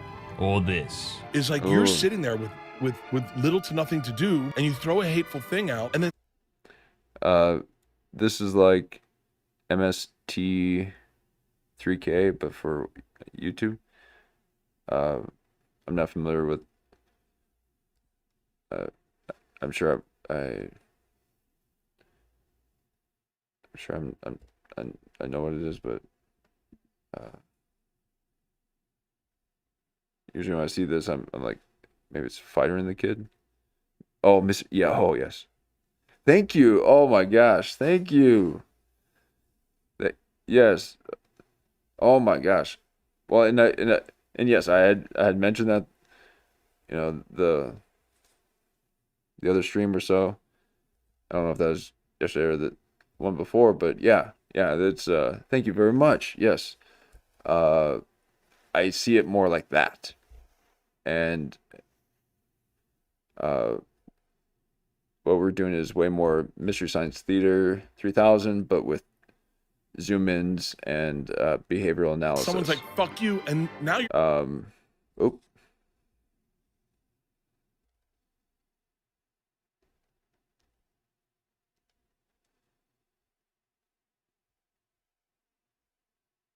And then I'll start doing little voices for them too. You know, I'll get into it. I'm now kind of, you know, at my 33 episode, and these are, you know, on average 4 hours, if not closer to, you know, maybe even 6. But I'll eventually get into the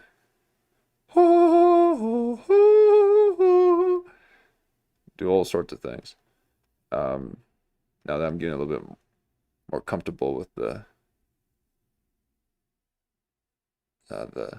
set in settings.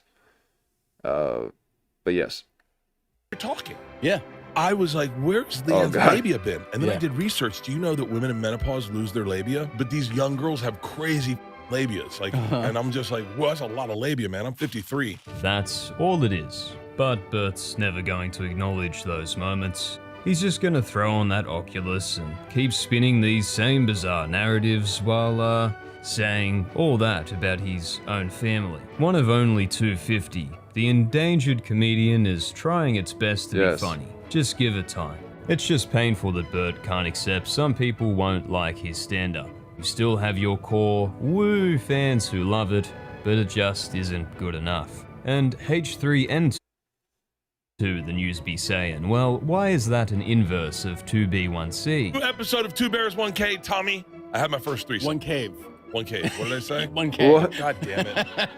They're also in the news. It seems the Paws Segura and Mrs. Segura are currently, according to the Most High TMZ, stuck in the Caribbean islands. Best of luck making it back to podcast.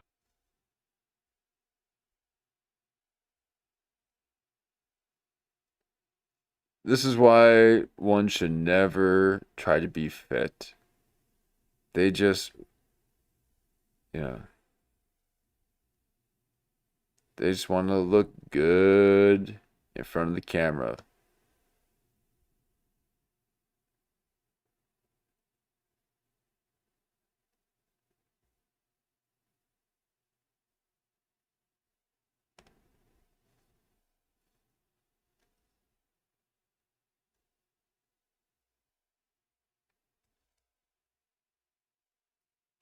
Yes. Very Casting with Bert, unlikable. Tom. I'm assuming that was a pre-recorded episode as, yeah, this is Two Bears. Draft? Sorry, Tom, I had to cut you off there. How are the fans going to stop being paws with a sponsor like that? A mystery for the ages. I remember I had a social media team who, like, at the time they were trying to take down anyone that said anything negative about me. Oh, there it is. Finally lets that slip. Finally something funny. And it was like this bad video about me, and he was like, hey man, I watched it. Okay, so they got those social media teams. They go out there and get you if you say anything about them, then they'll take down your video. Quit talking about my boss like that.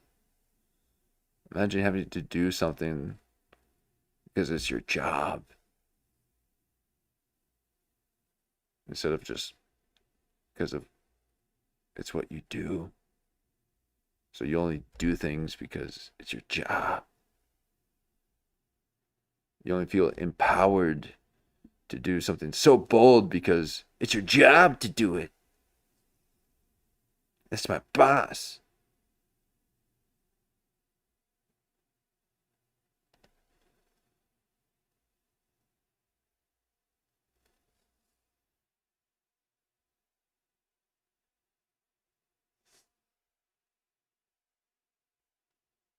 I still have a bit of a, bit of a soft side for Bert, a little bit, but not quite, not quite. I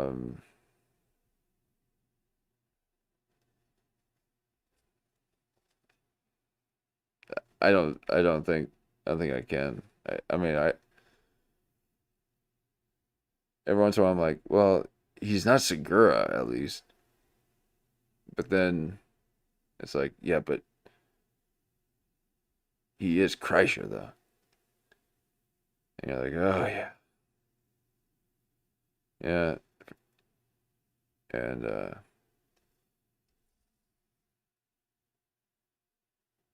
I mean, he ain't no, he's definitely no JeffDye, but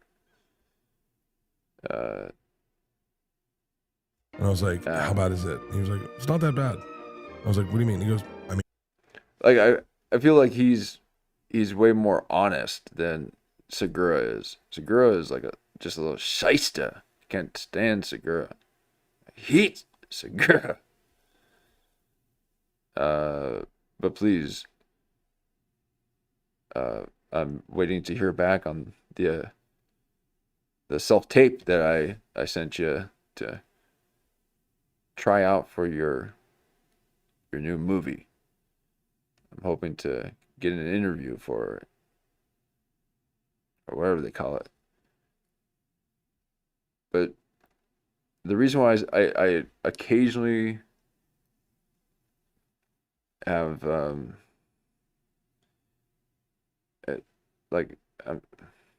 occasionally I can watch Bert Kreischer is because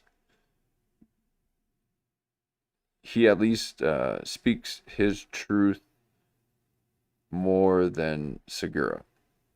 And it's not that he does it all the time, but he definitely does it more than Segura. And we went through the other night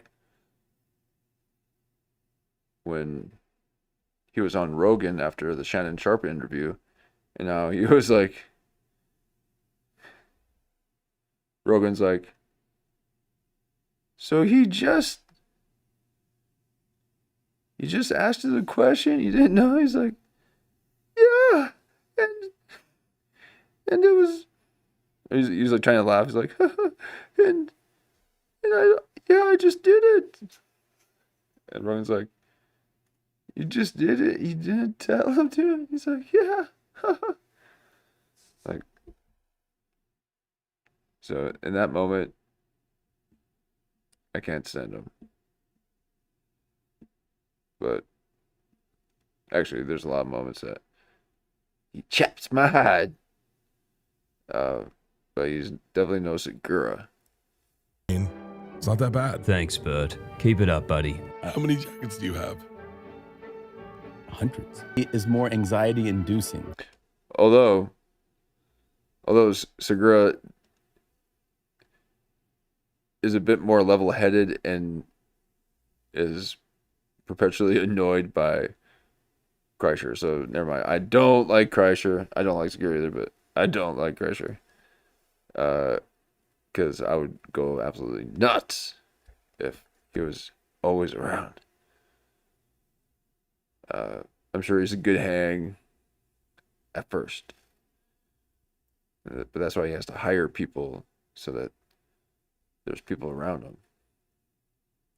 To have this overwhelming abundance of like stuff, and I know it's like a boo-hoo comment. People are like, people will be like, "Oh, I got too much stuff." It's true. Oh yeah, 2026 economy. It's hard. Oh, nice little consumer.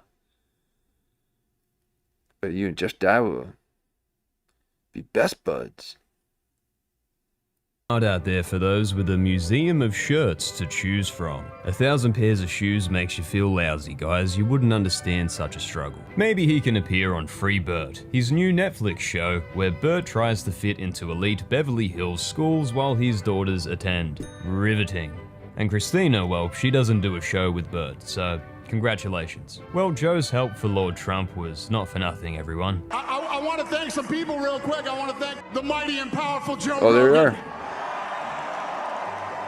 And thank you, America. Thank you. Have a good night. Now help these two dad joke jeans people get home, please, Mr. President. Oh, and everybody, please, pray for Akash.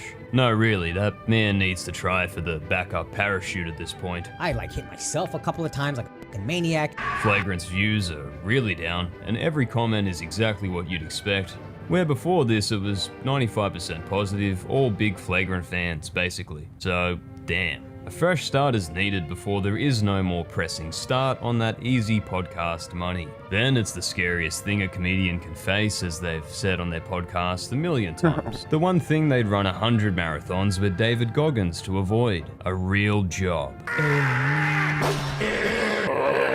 Yeah, that's what we heard JeffDye say. Trying to avoid having a real job. Do they hear this noise? No. They can hear, but it's not as bad as you would imagine. I were talking about the comments, and I was like, guys, I've said worse things to you than any of these comments. Right. Like, we're comics. We all sit around and are so much meaner to each other than any of them. The fire alarm doesn't work. This is what they wanted. We ain't turning that off. Okay. Well, it's a little bit of retroactive. Some good stuff. One of those things you gotta, yeah. I suppose that would be a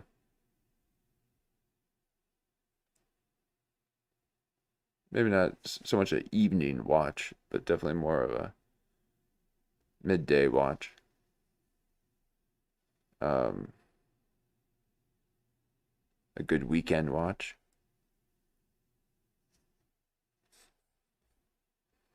We're doing a little weekend watch with some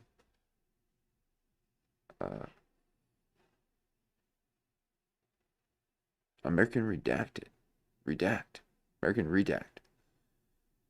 These compilation comedy content creators are causing a crisis in culture.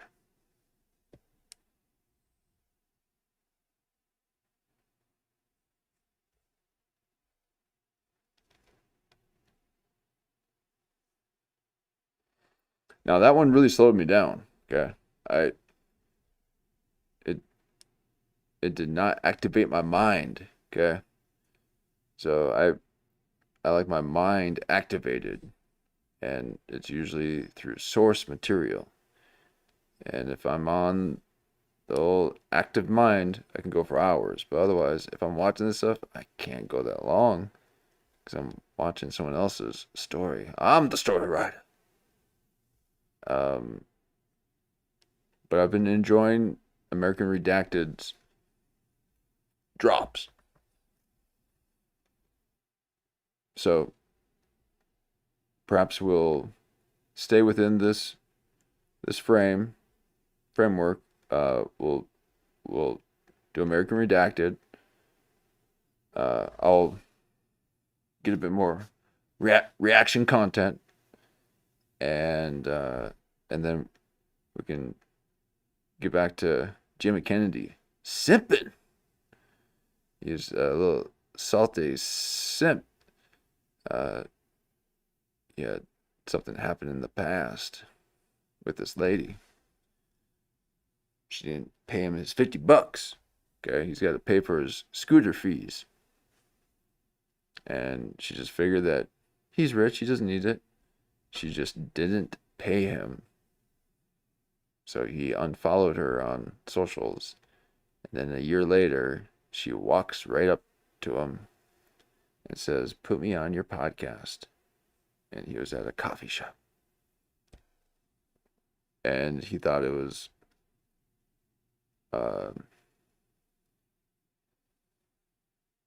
so bold of her, because she's been trying to get on it, trying for a year, and he said no. But he's doing it now because he wants us all to see. However, I think it's because they probably had a dinner the night before, and she buttered him up, and he thought that, oop, It's the same thing as a dude. oh, he thought that he could maybe be her sugar daddy, and then she exactly, sugar daddy. And she said, "I need something sweet. Not pork rinds. Okay? You are pork rinds. You're not sugar." And you can't figure out why. Yeah, I saw a really last year he was interviewing Harland, which might be something to take a look at. But he had a full beard kind of thing. Like this whole thing is, that's crazy. Oh my God, I couldn't imagine having a goatee. Oh my God. That is some early 2000s shit right there. Okay. Man, just like JeffDye. He had the same old haircut for like forever. It's like one person said, "Oh, I kind of like how your hair's like that," and then all of a sudden, you just never change.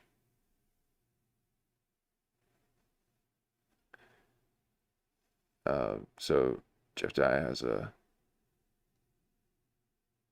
outdated haircut. You got an outdated goatee. See, but that's his thinking.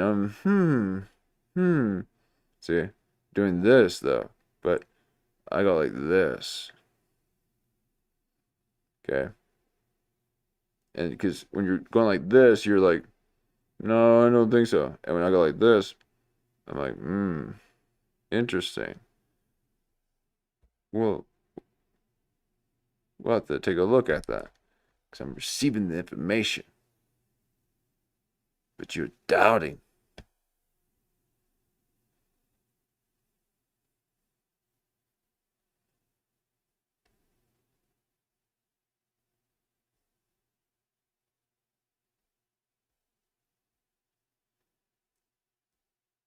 He's trying to grow his out too.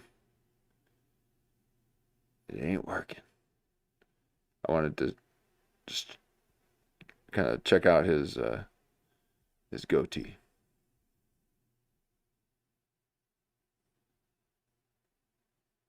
All right, American Redact.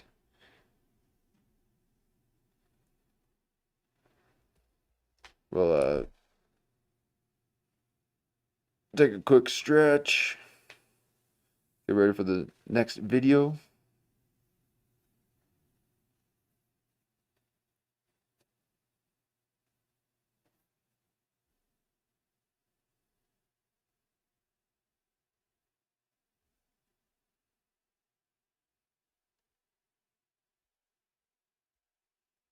I might actually hit it over to the slideshow here. And we'll take a quick 2-minute.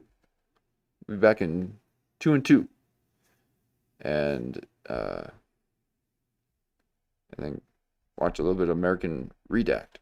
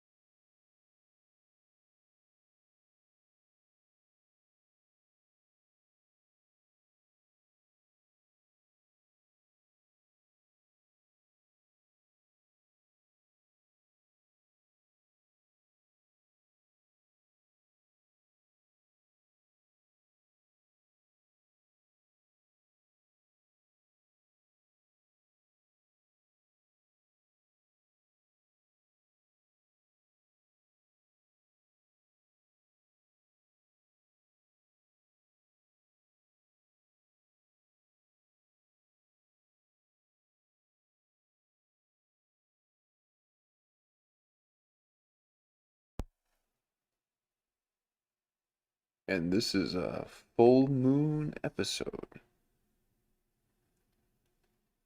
28 days.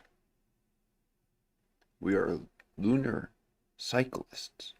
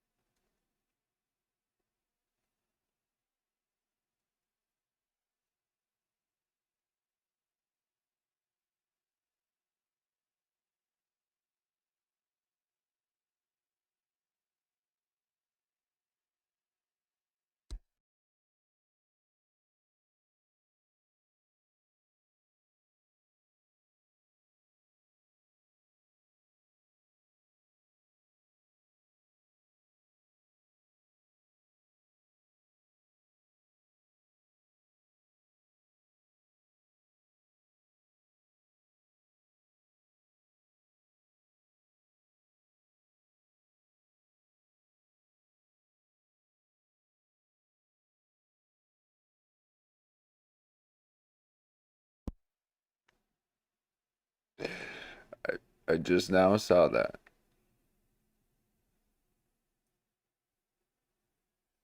Oh yeah. Oh, that part too. Yeah.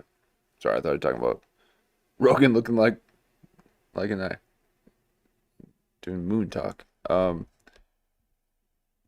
planned the third episode on a full moon. See, now again, it's like,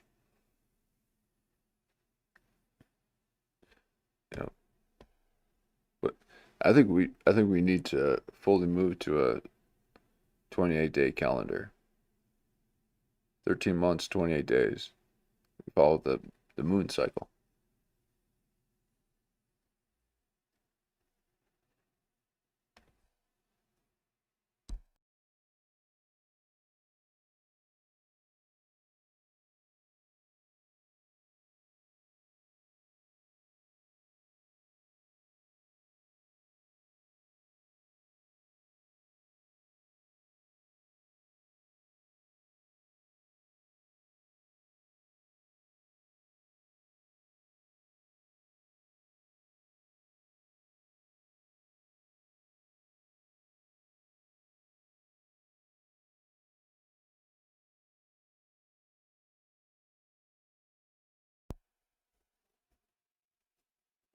So at 28 days,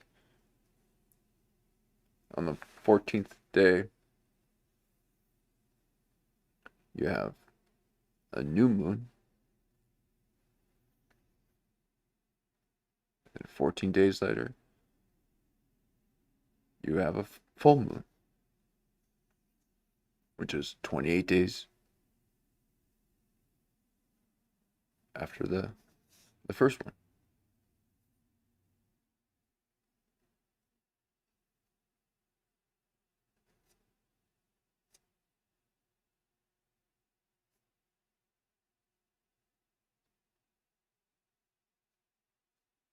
Nice, yeah. So we need another month, a name for it. Yep. Yeah. So this was like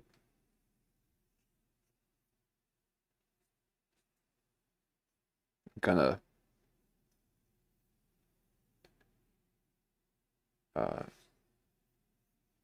yeah, planning out like that.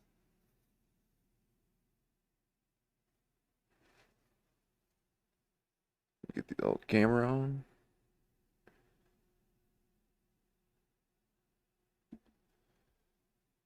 Sometimes I do forget. That's why I go onto the screen too, because helps to remind me to turn my camera back on. There it is, and we got the 13th month name. Oh man, I think that is exactly what the 13th month should be. Virginary. For January. Oh my God. Jen, hilarious in the chat. I was screaming to the void for hours. And then got myself a Jan. Okay. Everyone, every streamer, you know, they all talk about, you know, those beginning days. Yeah. And it all started with the Jan. So I appreciate that. But that is hilarious. For January. For January.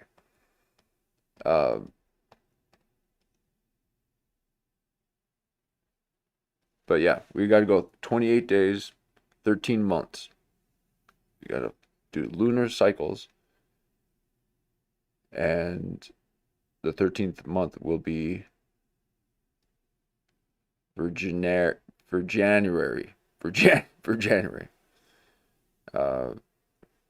It's like Kamadia. Don't quite know how to say it. Kamadia. What is that one? Copadia, Kamadia. Apologia Kamadia. Let's bring it on over. All right.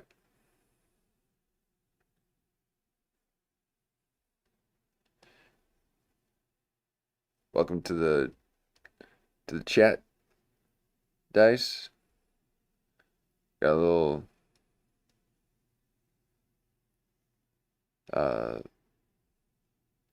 11 bar support.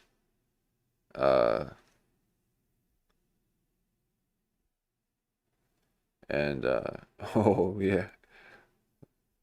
Is that a request?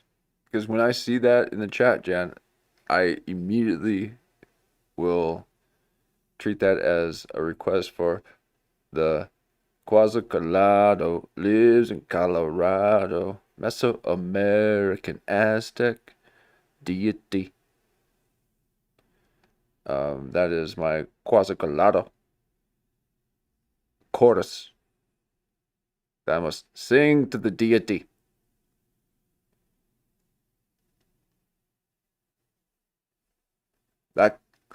That deity has got some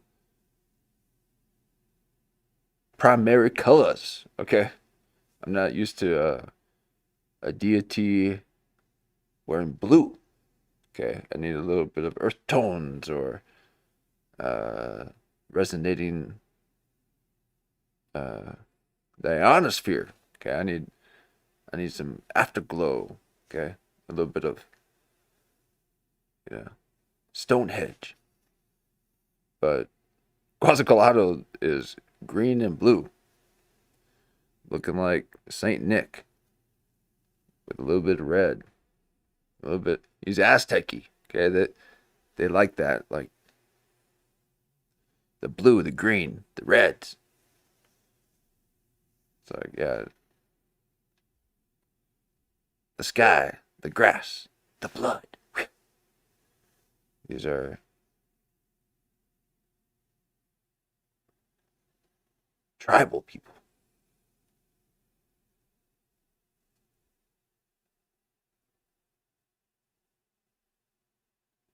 But yeah, Quasicalado. Let's get back on track. I don't know what just happened there, but American Redacted. Oh, the Quasicalado. Yeah, so when if I get a request, I'll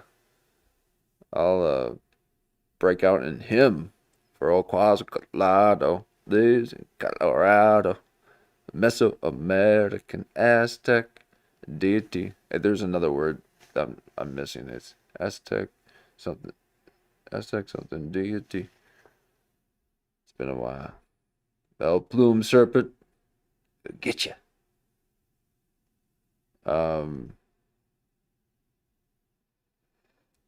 But here we are. We are now after watching Retroactive's take on the Rogan sphere, we're going to dip in a bit into American Redacted. Now, I had to stop Retroactive almost 10 minutes in, and I just couldn't handle the music, but we went through it, and it was fine. I enjoyed it, but my mind's not activated. Okay, I just had to take a back seat while you took me down your treacherous path. I'm here to carve deep crevices into the subconscious of the comedy scene. And I can't be doing that from secondhand material. I need the source. And we have that with Jimmy Kennedy. So I should have done this first. Sorry, folks.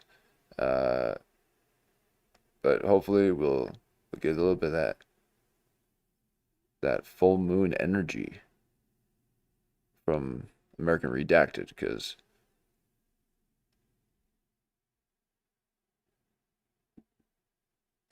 I need to react.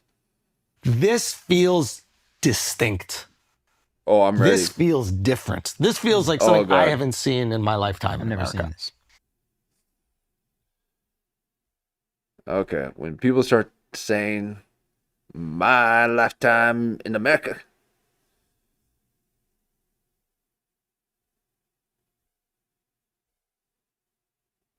you know that something's up.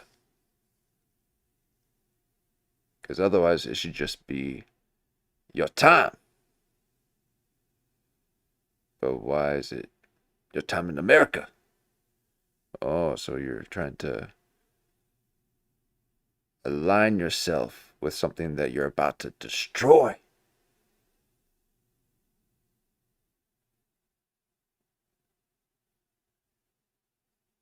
Some things are so fucking blatant, it's just right or wrong. The side is right or wrong. It doesn't matter if you're left or the right. The side is right or wrong. Nobody's watching this and be like, this is right, this is the America I want to live in. Unloading a clip on a U.S. citizen is wrong. For exercising his constitutional rights. Yeah. Right. You need to understand that this isn't organic, this stuff. regardless of how you feel. This I don't stuff. feel like that guy should have been shot. But. Sorry, I don't mean to pause it, but well.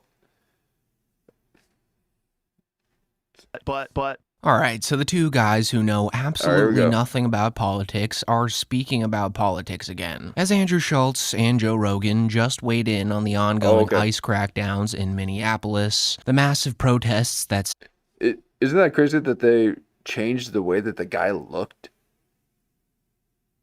Now, did that actually happen? I mean, I'm just headline reading. Okay, I'm not even paying attention to this mess.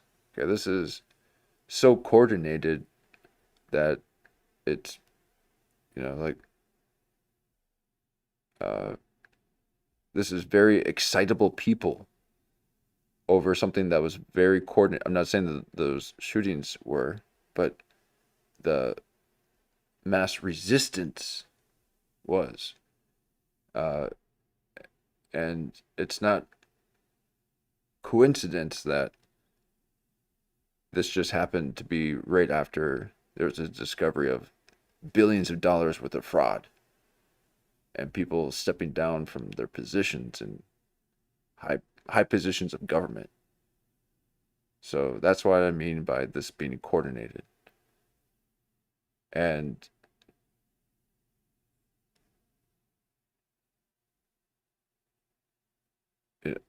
you only need like this amount of people.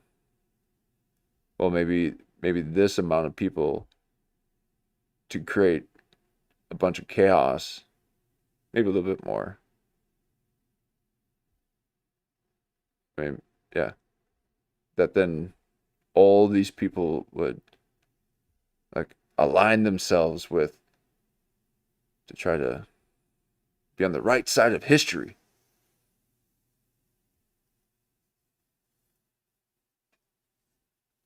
History don't have sides. It's a spiral.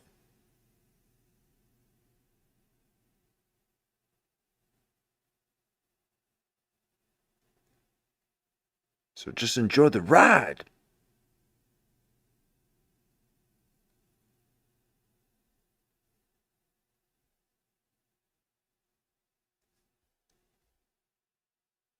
But this whole thing is just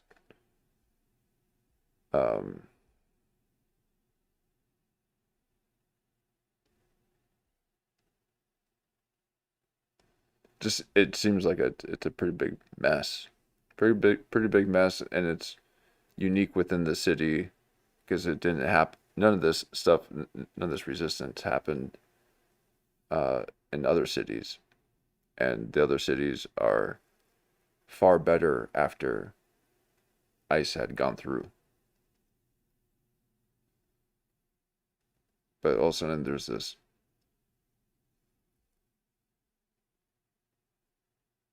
yeah. You have to understand why. Well, because it was a sanctuary city. And these were Democratic voters.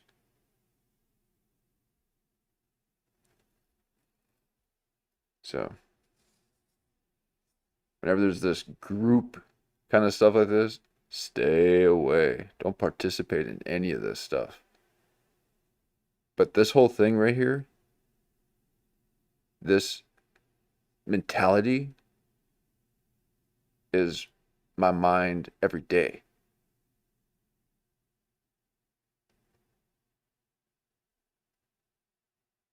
Like that is me. I'm mind at large. I'm everywhere.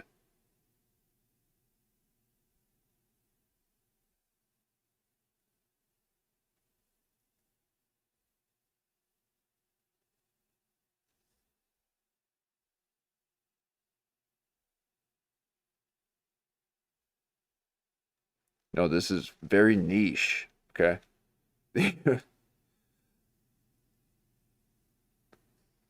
I'll come up with a new word. These are just for the chosen few. And on this 33rd episode on a full moon, the beginning of the lunar cycle, we'll have a nice 3 days of a full moon. And then it's downhill from there. So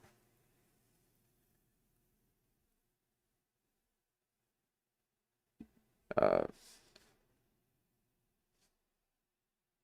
this is wild. Look at all those people. Wow. But yeah, I haven't really paid much attention to this kind of stuff. But I was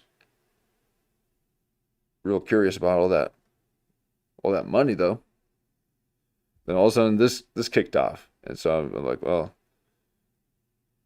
seems a little too convenient for me. Okay. Yes, tragic things happened. And those tragic things, I'm not even saying that those were deliberate or anything like that. It's just agitators. So, bunch of agitators. Ooh, if only to be paid to be an agitator. Man, you walk around.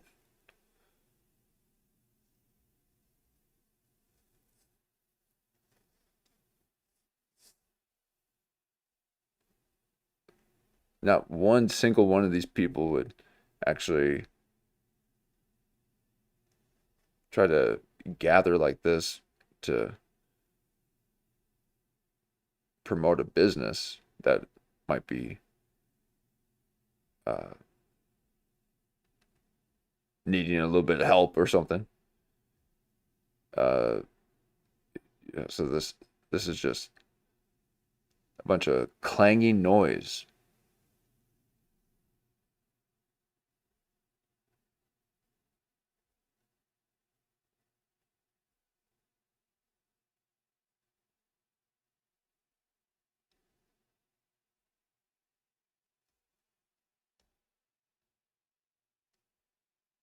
They want martyrs so they can gather. These are isolationists.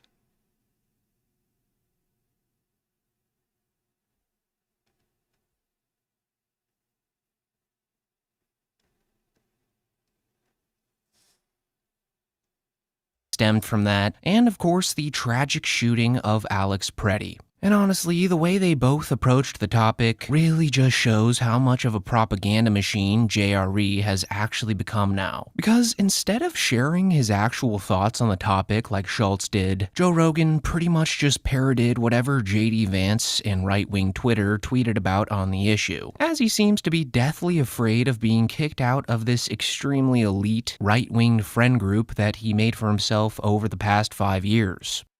There's a lot of people that don't understand what's going on, and why riots only in Minneapolis, and why riots in the place. I got the same opinion as Rogan. Watch out.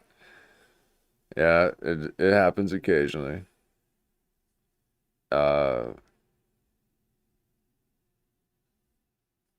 He must be listening to what I'm listening to.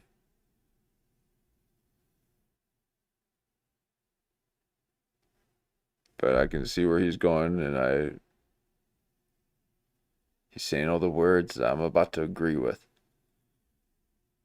How dare you know how I think about this? Where there's an ungodly amount of fraud that has been discovered. Coincidentally, right around the same time. Oh, God, exactly. him. Like instantaneously afterwards, the narrative completely changes. Everybody forgets about the fraud. Now all anybody cares about is ICE and fascists and Nazis. Yeah. And it's...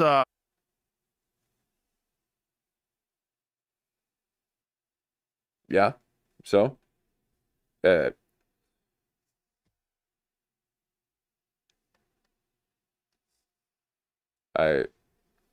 I'm not quite there with my reaction content yet. I don't know if I can be doing political takes. Okay. I'm trying to stay in comedy, folks. Come on. Are we trying to talk about politics and religion? Good God. Colado wouldn't even be doing something like that. We're trying to keep it culture. You're forcing it on us with all that geometry.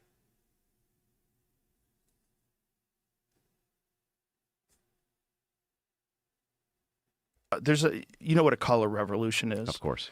And for people that don't, it's a coordinated effort to cause chaos. And this is a very coordinated thing. The idea that this is an organic protest, these riots are organic, is nonsense. I don't feel that that guy should have been shot, but I understand what happened. And what happened was chaos. So what happened? First of all, it wasn't ICE. People need to understand that. It was Customs Border Patrol people, right? And this is not making an excuse for any of it. But you have to just to put it in context. These people are getting harassed outside of any hotel they're at. People blow horns. They try to smash into the hotel. They dox them. They dox them. That's why they're wearing masks. It's a coordinated effort. So yeah, if that clip didn't show you how compromised Joe Rogan really is, then I truly... Compromise? No. He's right on track. Oh boy, we got one of these guys, huh? No, that's a huge coordinated attack on the city due to the fraud that was exposed just a few weeks before that. So imagine people risking their lives for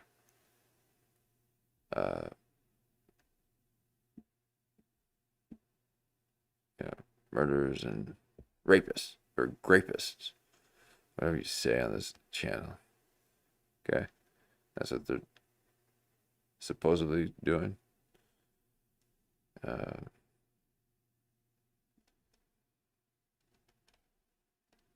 crazy. But that's all politics. Really don't know what else will, because this opinion of Joe's on ICE is actually completely revised. I mean, not too long ago, he was on his podcast criticizing them completely and going as far as to say that ICE is the modern-day Gestapo. You don't want militarized people in the streets just roaming around, snatching people up, many of which turn out to actually be U.S. citizens that just don't have their papers on them. Are we really going to be the Gestapo? Where's your papers? Have a bunch. Have a bunch. Have a bunch and have it until it gets real nice. And then just taper it down to just a couple. But have a bunch right now and get them all out. And life will go back to normal. And we can carry on. Proceed with our lives without this nonsense. So.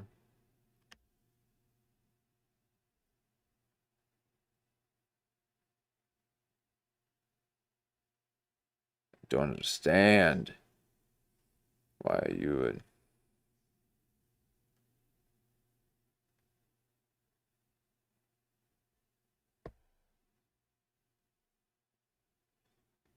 I mean, unless you're trying to destroy culture, okay? Yeah, culture needs walls. That is what culture is. It's the objective and subjective experience clashing.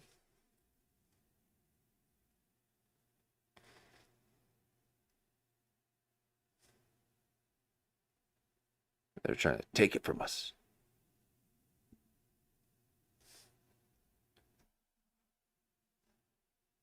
I need my clutch. Is that what we've come to? So sometime between then and now, he probably got the call from his higher-ups to stick to the script. They did him dirty on this one. That looks like he's got a little...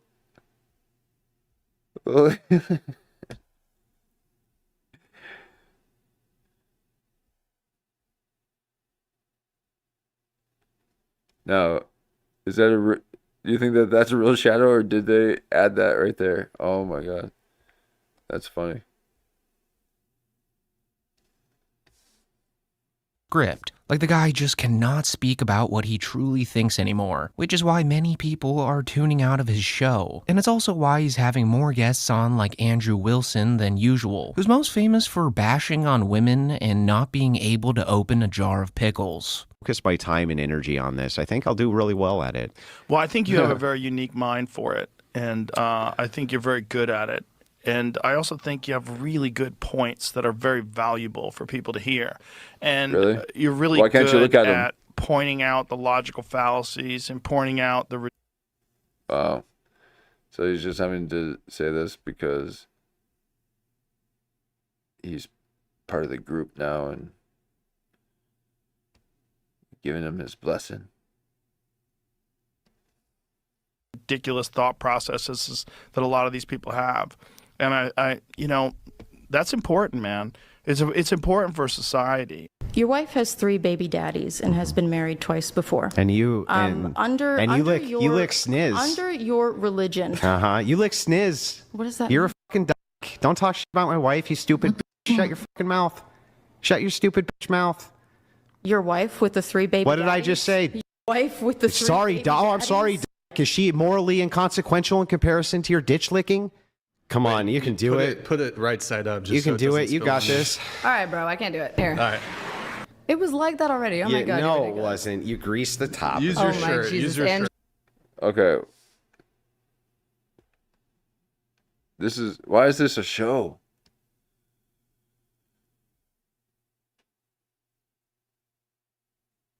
Why are people even sitting together?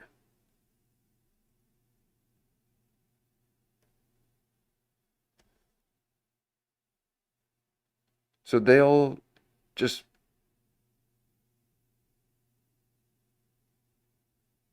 drive somewhere and then sit in this little tiny space, or it's a little bit bigger space with this little tiny setup that they have with the camera pointing here. Oh my God. This guy's voice.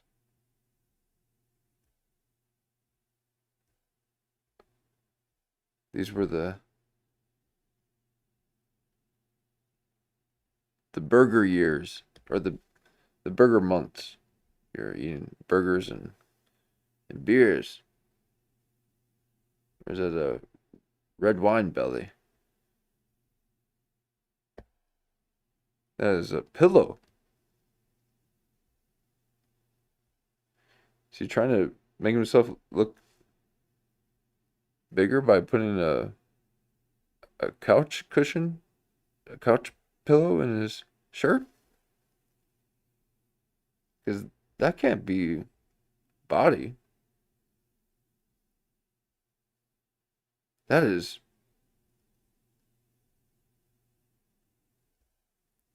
Because that's a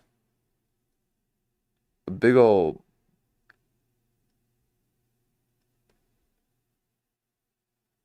It's huge. There's no separation. It's just on one plane of bloat existence. So that's either got to be a pillow or you'd be eating something funky.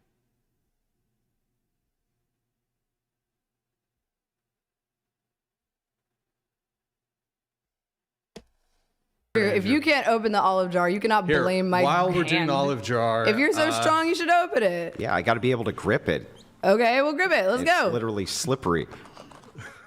So Joe Rogan's completely sold out, everyone knows it, and only the dumbest, most brainwashed people in the country still support him. Like the way that Joe Rogan responded to this whole terrible ICE situation in Minnesota with Andrew Wilson gets even worse when you compare it to terrible people in the country.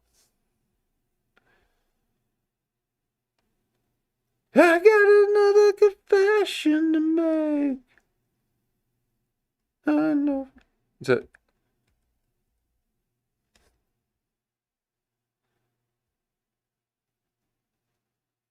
So Dave Grohl, if he would finally cut his hair. Dave Grohl, stop trying to be a rock star, okay, and just be it. You're trying to look like a rock star constantly with your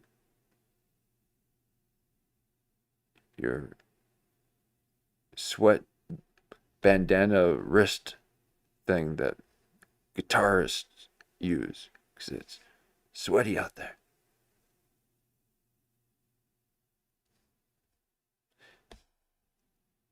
Why are you looking like Dave Grohl? Are you a clone?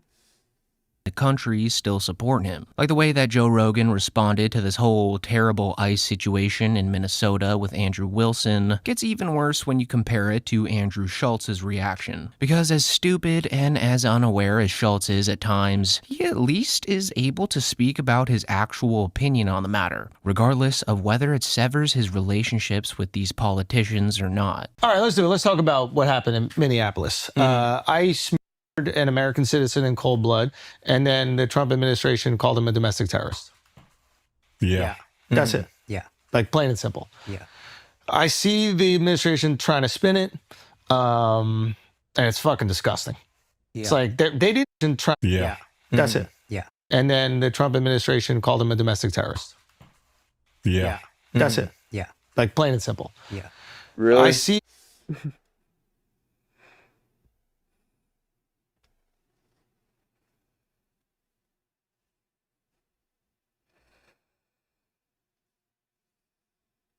I mean, this could be why his numbers are dropping. Because they're seeing that he's, kind of, he's reading a script, basically. He's getting orders from someone. And then people just kind of tune out because why would we watch something that's fake?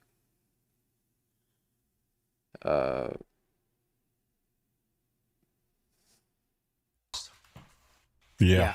That's it. Yeah. Like plain and simple. Yeah. I see the administration trying to spin it, and it's fucking disgusting. It's like they didn't even have a moment where they're like, hey, we're reviewing the footage, we're going to try to see what's really happening. All of them, Trump and all the cronies, put out collective statements that immediately blamed an American citizen that was exercising his First and Second Amendment rights. Right? He has the right to protest. He has the right to carry a firearm. He's a legal gun owner, right? There's no question about this whatsoever. And the administration immediately comes out. No question about that. And they try to gaslight the public, which you cannot do when we have 15 different videos of what happened. Yes. And that is what they do, though. But that is what they do. Yeah. And I think that governments have probably been doing this for centuries, millennia, and now. Imagine.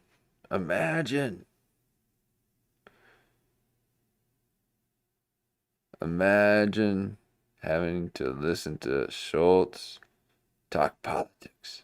Ooh.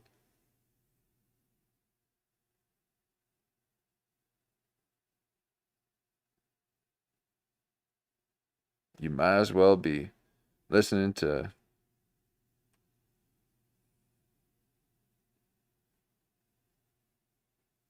that other guy, man.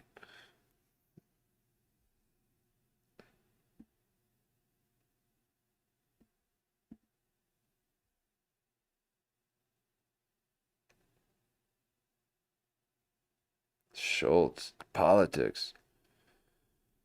He's trying to get in that Theo Vaughn thread.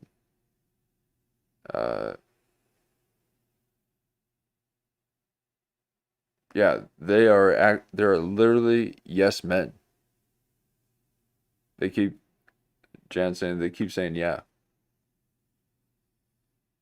Yeah. These are yes men. If I've ever seen them before in my life.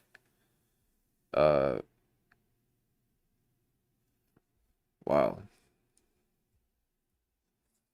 Yes. And that is what they do, though. But that is what they do. Yeah. And I think that governments have probably been doing this for centuries, millennia. And now you have a public that is armed with phones and we can see what actually fucking happened. And you're not going to just lie to us, plain and simple, like that. So, yeah, I mean, that's great and all. So there's a lot of, we need to go back and take a look at how many yeahs these yes men are yahing. All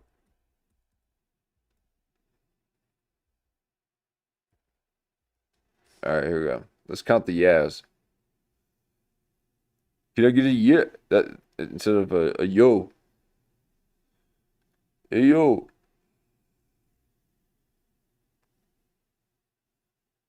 Be a yeah. Whereas Schultz is at times, he at least is able to speak about his actual opinion on the matter, regardless of whether it severs his relationships with these politicians or not. All right, let's do it. Let's talk about what happened in Minneapolis. I smeared an American. Oh, there's one.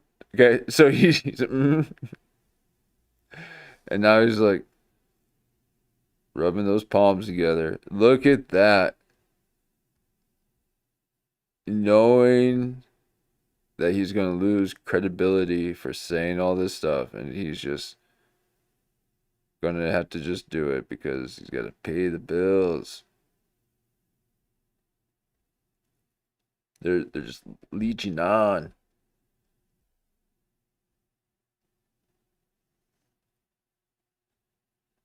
How dare you make money?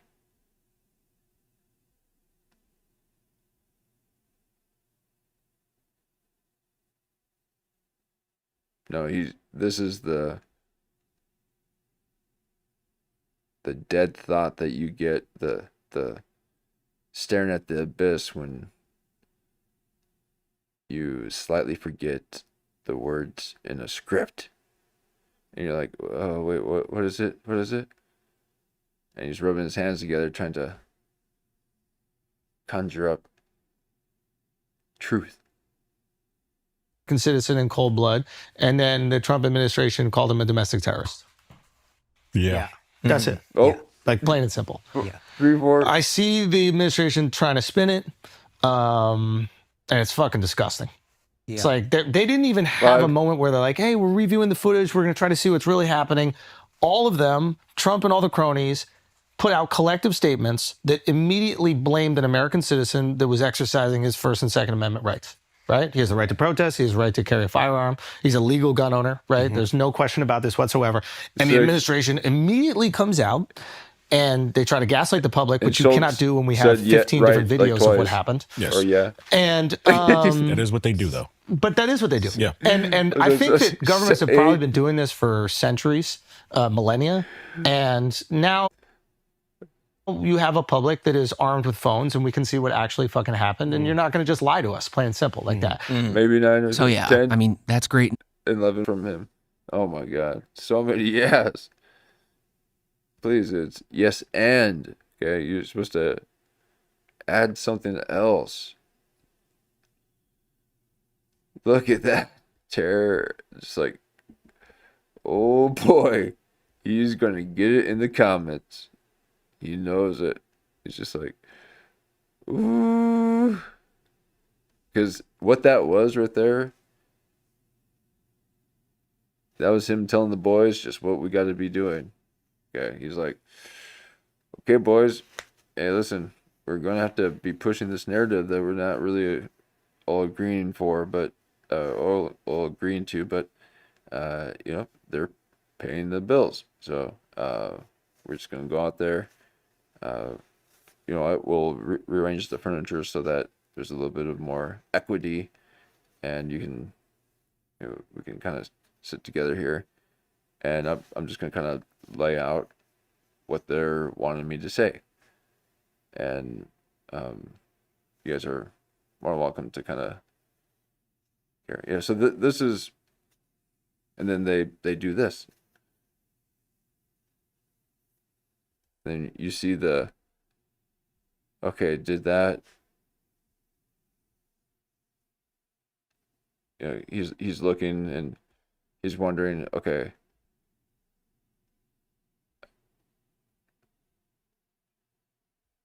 you know, did he sell that idea? Did they buy it? We ain't buying anything. Especially a ticket to Street Fighter. As you can see, I was trying to go Vega. He's got that little whip. No, I'll soon go old Schultz. I'll chop this and get all. Yeah, do the great reset right on my face. But I'm in my Lunar. These are my Lunar days, and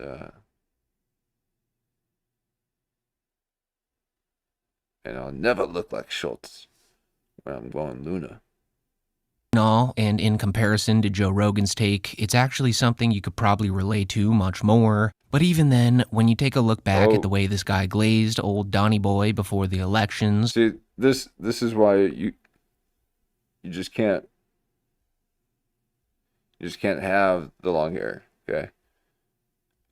I done a lot to make sure that my hair never did that. Okay, and it...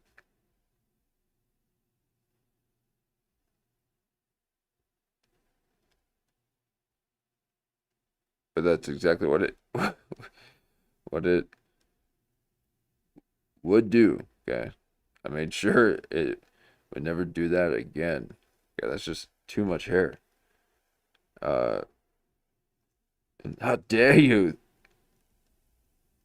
wear your shades right next to Trump?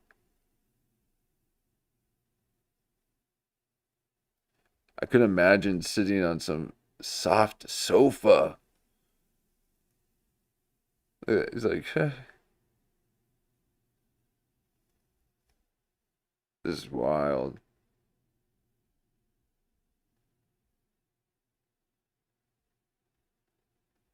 What is happening here?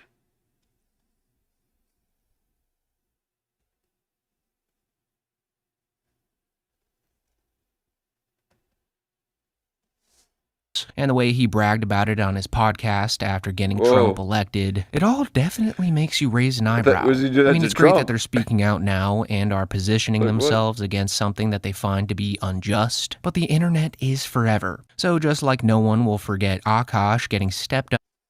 Yeah, I like it when he goes like full Japanese. You know, that's how you have to wear long hair. Cast after getting Trump elected. See, not like this. Not like you're the CIA spy or CIA spy guy. Always wears that little thing over his head like that to keep your hair. You can't just leave that back there behind thinking that looks okay, because it don't. Okay, you gotta lock it in. So that is insane. So that's why I reverted to the braid. Then you just can't. It all definitely makes you raise an eyebrow. I mean, it's great that they're all right, now you got pulled back, speaking out now, and then you can maybe have a little bit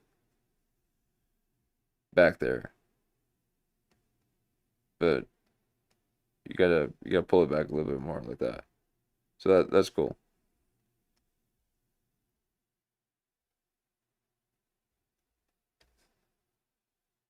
This is men with long hair talk. But he's got the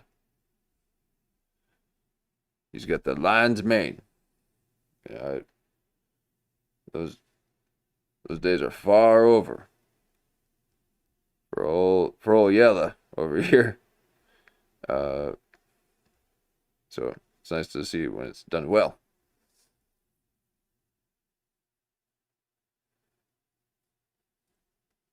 Oh, haven't seen Kurt wearing a blonde wig. No.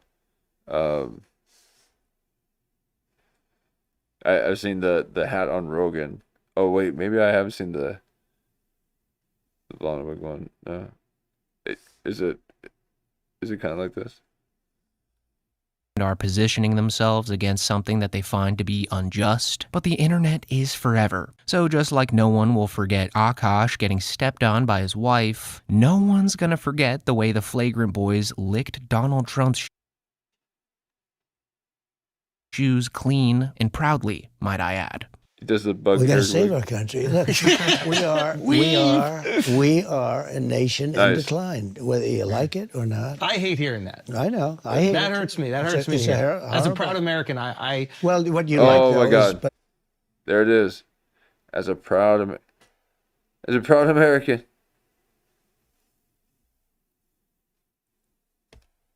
That's how he started his other one.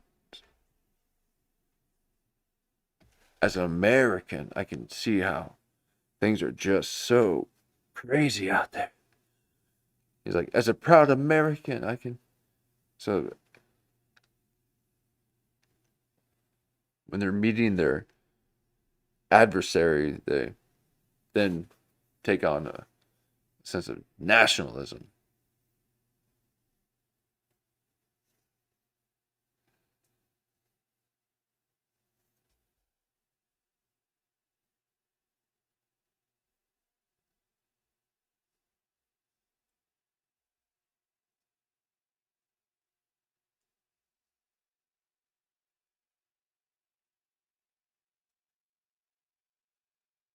No, I hate that it. hurts me. That hurts me. As a proud American, well, what you like though is, but we're going to be greater than ever before. So that's, I think, the messaging that I think. Yeah, I think that's really nice to hear. Well, that's my ultimate message. But you can't.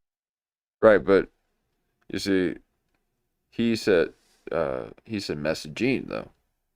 Okay, Trump just said message. Well, no, that's my message. But Schultz said, well, that's my messaging. Well, he's using language of someone who is being propagandized to, someone who is, having that done too. And Trump's like, no, this is my message. So if you're messaging, that means you're just a soundboard for whatever the message is. But if it's your message, that's firsthand content. That's the source. So Schultz is a messenger. A messaginger. Avoid the fact that we've allowed 21 million people into our country in the last 3.5 years. Ooh, that's a lot. I don't know your persuasion. I don't know if you guys are liberal or what, but nobody can be happy with 21 million people openly walking into a place we don't know. And it was released last week that 13,000 of those people are murderers. 13,099. 13,000 of those people are in prison. They're incarcerated for murder, and they let them out. I think you have support on this, though. I think everybody, tremendous support, regardless. I think I'll let you know. I'll let you know on November 6th if I have support. But the day after the election, I don't November think there's 5th. This group influenced the presidential election of 2024. Yo, listen. Ain't that fucking... Yeah, imagine if old Waltz was vice president and Kamala Harris was president. Oh my God.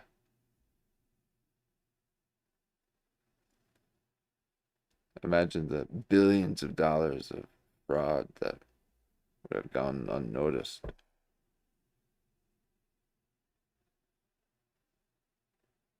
Don't even say influence. We decided. We were the turning point. Just know. Oh, the turning point. He was not up until this pod. It's true. After the pod, he surges, 3 or 4%? Yeah, it was a wrap, dude. Mm-hmm. Never went back down after that. Over the past couple of years, Andrew Schultz and Joe Rogan it was about have Trump. both for what... Wow. I'm like, that's a pretty... Yeah. Vulgar gesture to do towards Trump.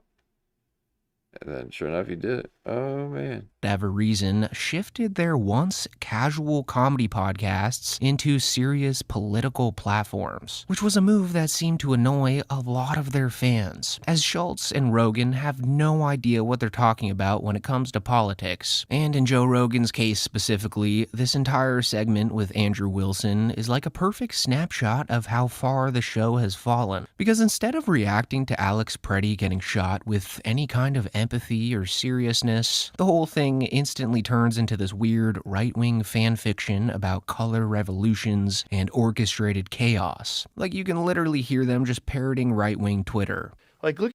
Nope, I agree with that. I completely agree with it. It is a Maoist kind of, this is playbook revolution tactics and the whole shame thing too. The shame. They used to wear dunce hats and all that stuff. You have to understand this is the most unoriginal thing. They don't know anything about originality. You have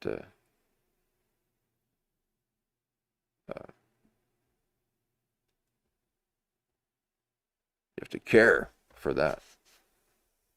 They don't. But yeah, they changed his image. Wouldn't that be nice? Look at the difference. Yeah. Look at the difference. They shortened up his face. They gave him a little bit of a tan. They widened his face a little bit, it seems like. They just made him a little handsomer. A little hotter. They gave him a bit of that Chad jaw, didn't they? They shrunk his nose a little too, didn't they? Yeah, they did. They shrunk his nose. Yeah. Gave him a little bit of a handsome jaw. See, I had to have AI like make me look all weird. Okay. I need some distortion.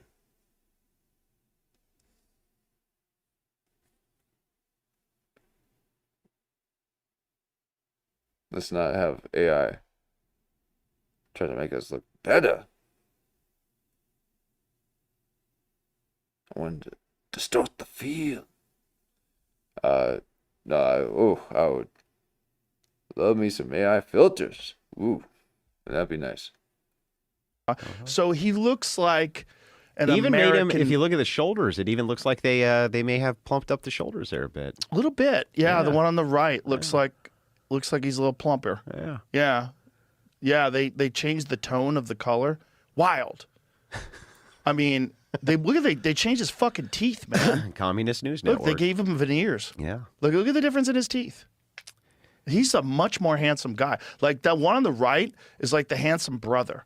And the one on the left is like, fuck! Yeah. Why couldn't I look like my the one on the goddamn right, brother? Yeah, the one on the right, they were twins and he took more of the protein. Right. That was what happened. The thing is like this doesn't surprise me, by the way. And what's even more insane is how Joe tries to sound balanced while doing this. Like he keeps saying, I don't think he should have been shot, but then immediately launches into the longest possible explanation for why it's actually understandable and why everyone else is at fault. Meanwhile, Andrew Schultz, as annoying as he can be, at least reacted like a human being. Like he's at least capable of looking at something like this and going, yeah, this is insane and wrong. He's able to acknowledge that people are going to drag him for it and that he kind of deserves it.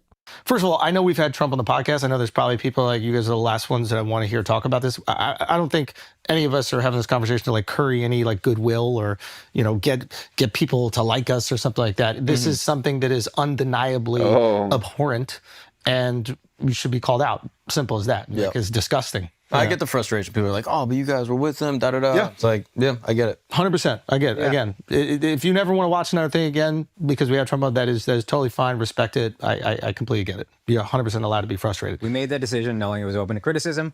All right, there it is. No knock on any criticism. That being said, like moving forward, we don't just like stay silent when something has this. Like if we do have a platform, there's people that we're talking to, and we see something that is just so blatant. There's no like partisan bullshit with this.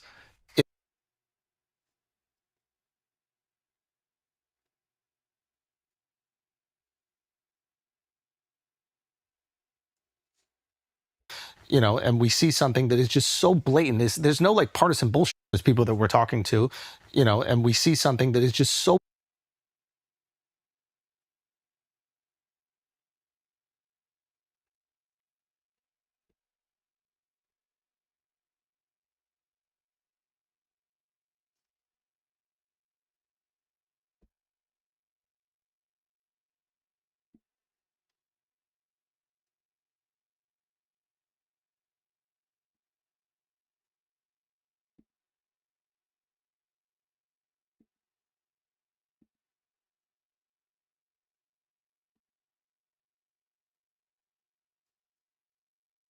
we see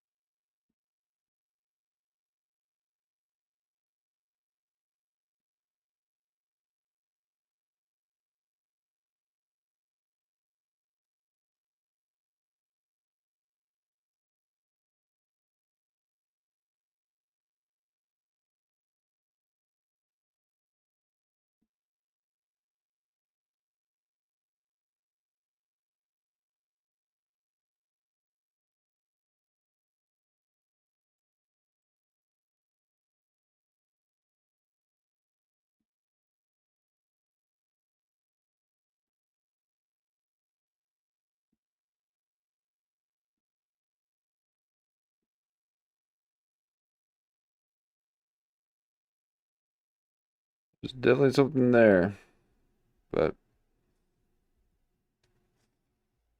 we'll see. Oh.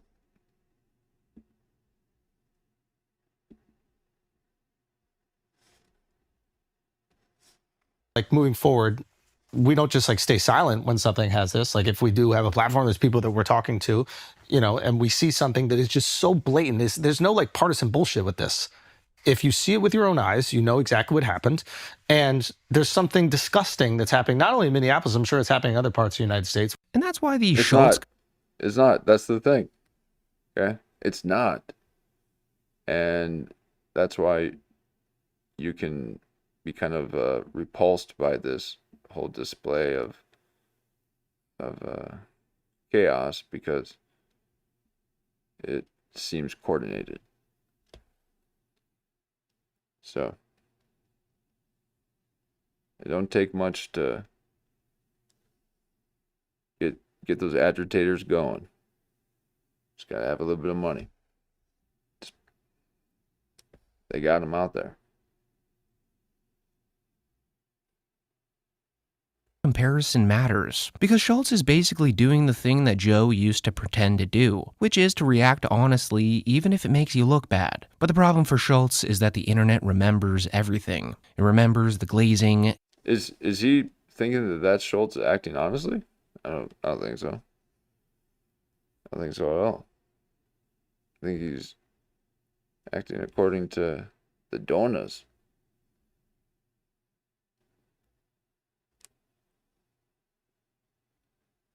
And it remembers it. Why, you know? Why wouldn't you? Gotta make them happy. Remembers the shoe licking. It also remembers the bragging about "we got him elected" like it was a trophy. What a fucking election special. It is crazy that we had any influence at all. Yeah, it's really nuts, dude. I texted you. It's That's the most absolutely insane absurd. shit ever. My wife looked at me at about 10 p.m. She goes, You did didn't. this. No. Oh, they're trying to take credit for getting Trump in office. Oh God, no, you didn't. You realize that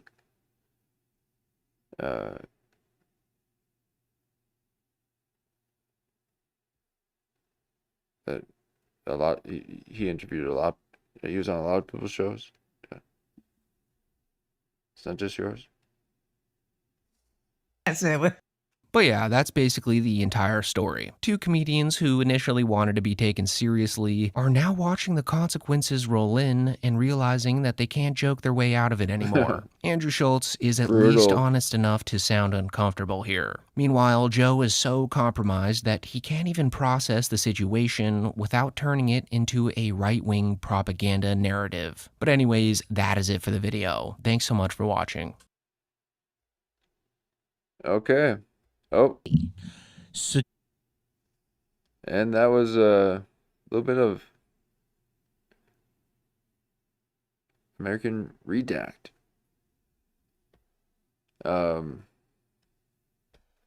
Again, for me, it's difficult for me to watch those. Okay, I can only watch a bit of that, and then that's passive consumption, and that shuts my mind off. And I'm not trying to be on here to shut my mind off. Okay.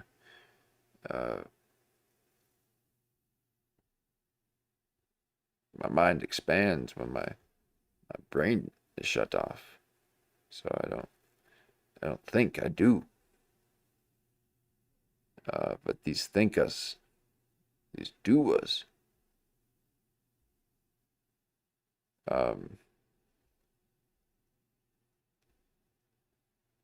So we still have half of this. But it might be that might be a good time to kind of wrap it up, because that was a bit of a look into the compilation content. Oop.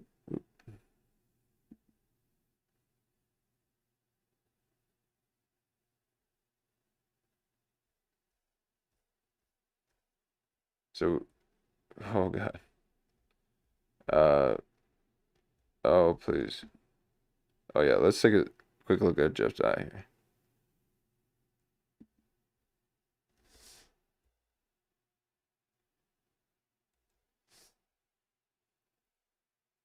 That'll wake you up. No, not for you guys, for me. No, we'll be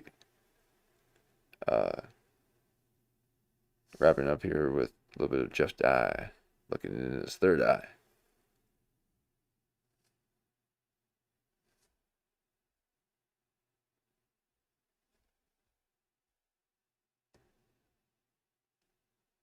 But yes, this was a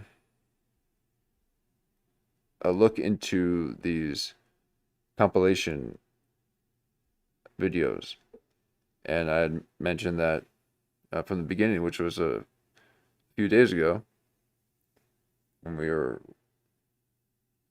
watching these, that sometimes I just can't watch them, and other times they're pretty informative. These were informative, but I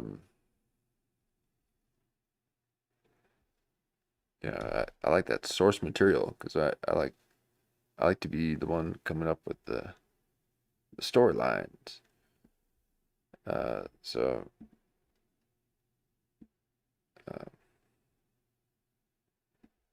it kind of, that is not the best when you're trying to perform. Okay, that's a bit of passive consumption. But what I think we'll do is we'll wrap things up here, and then we'll finish. We'll take a look at the last bit of Jamie Kennedy, and maybe there might be a new Kennedy by then. I'm not sure when he releases these, but that's close to a week.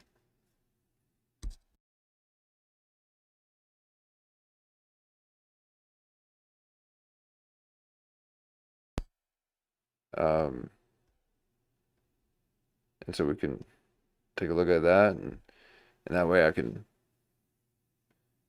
get a bit of source material. Okay. These compilations kind of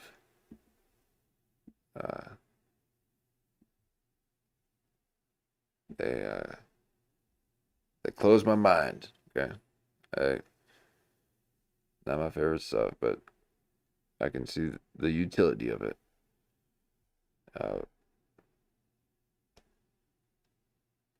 But yes, thank you for watching. Thank you for hanging out. The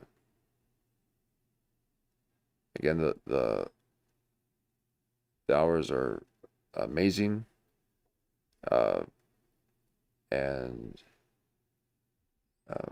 I think we're discovering some real nice gems. So I really appreciate the chance to find humor, and we'll do it again, and we'll take a look at what else is out there, and maybe a little Jamie Kennedy. I appreciate it, and if you have clip suggestions, you can send them. Otherwise, we've got a list, so we got plenty to do here. But until next time, appreciate it. Thank you. Thanks, Jan, and we'll see. See if Jimmy Kennedy can get it out of this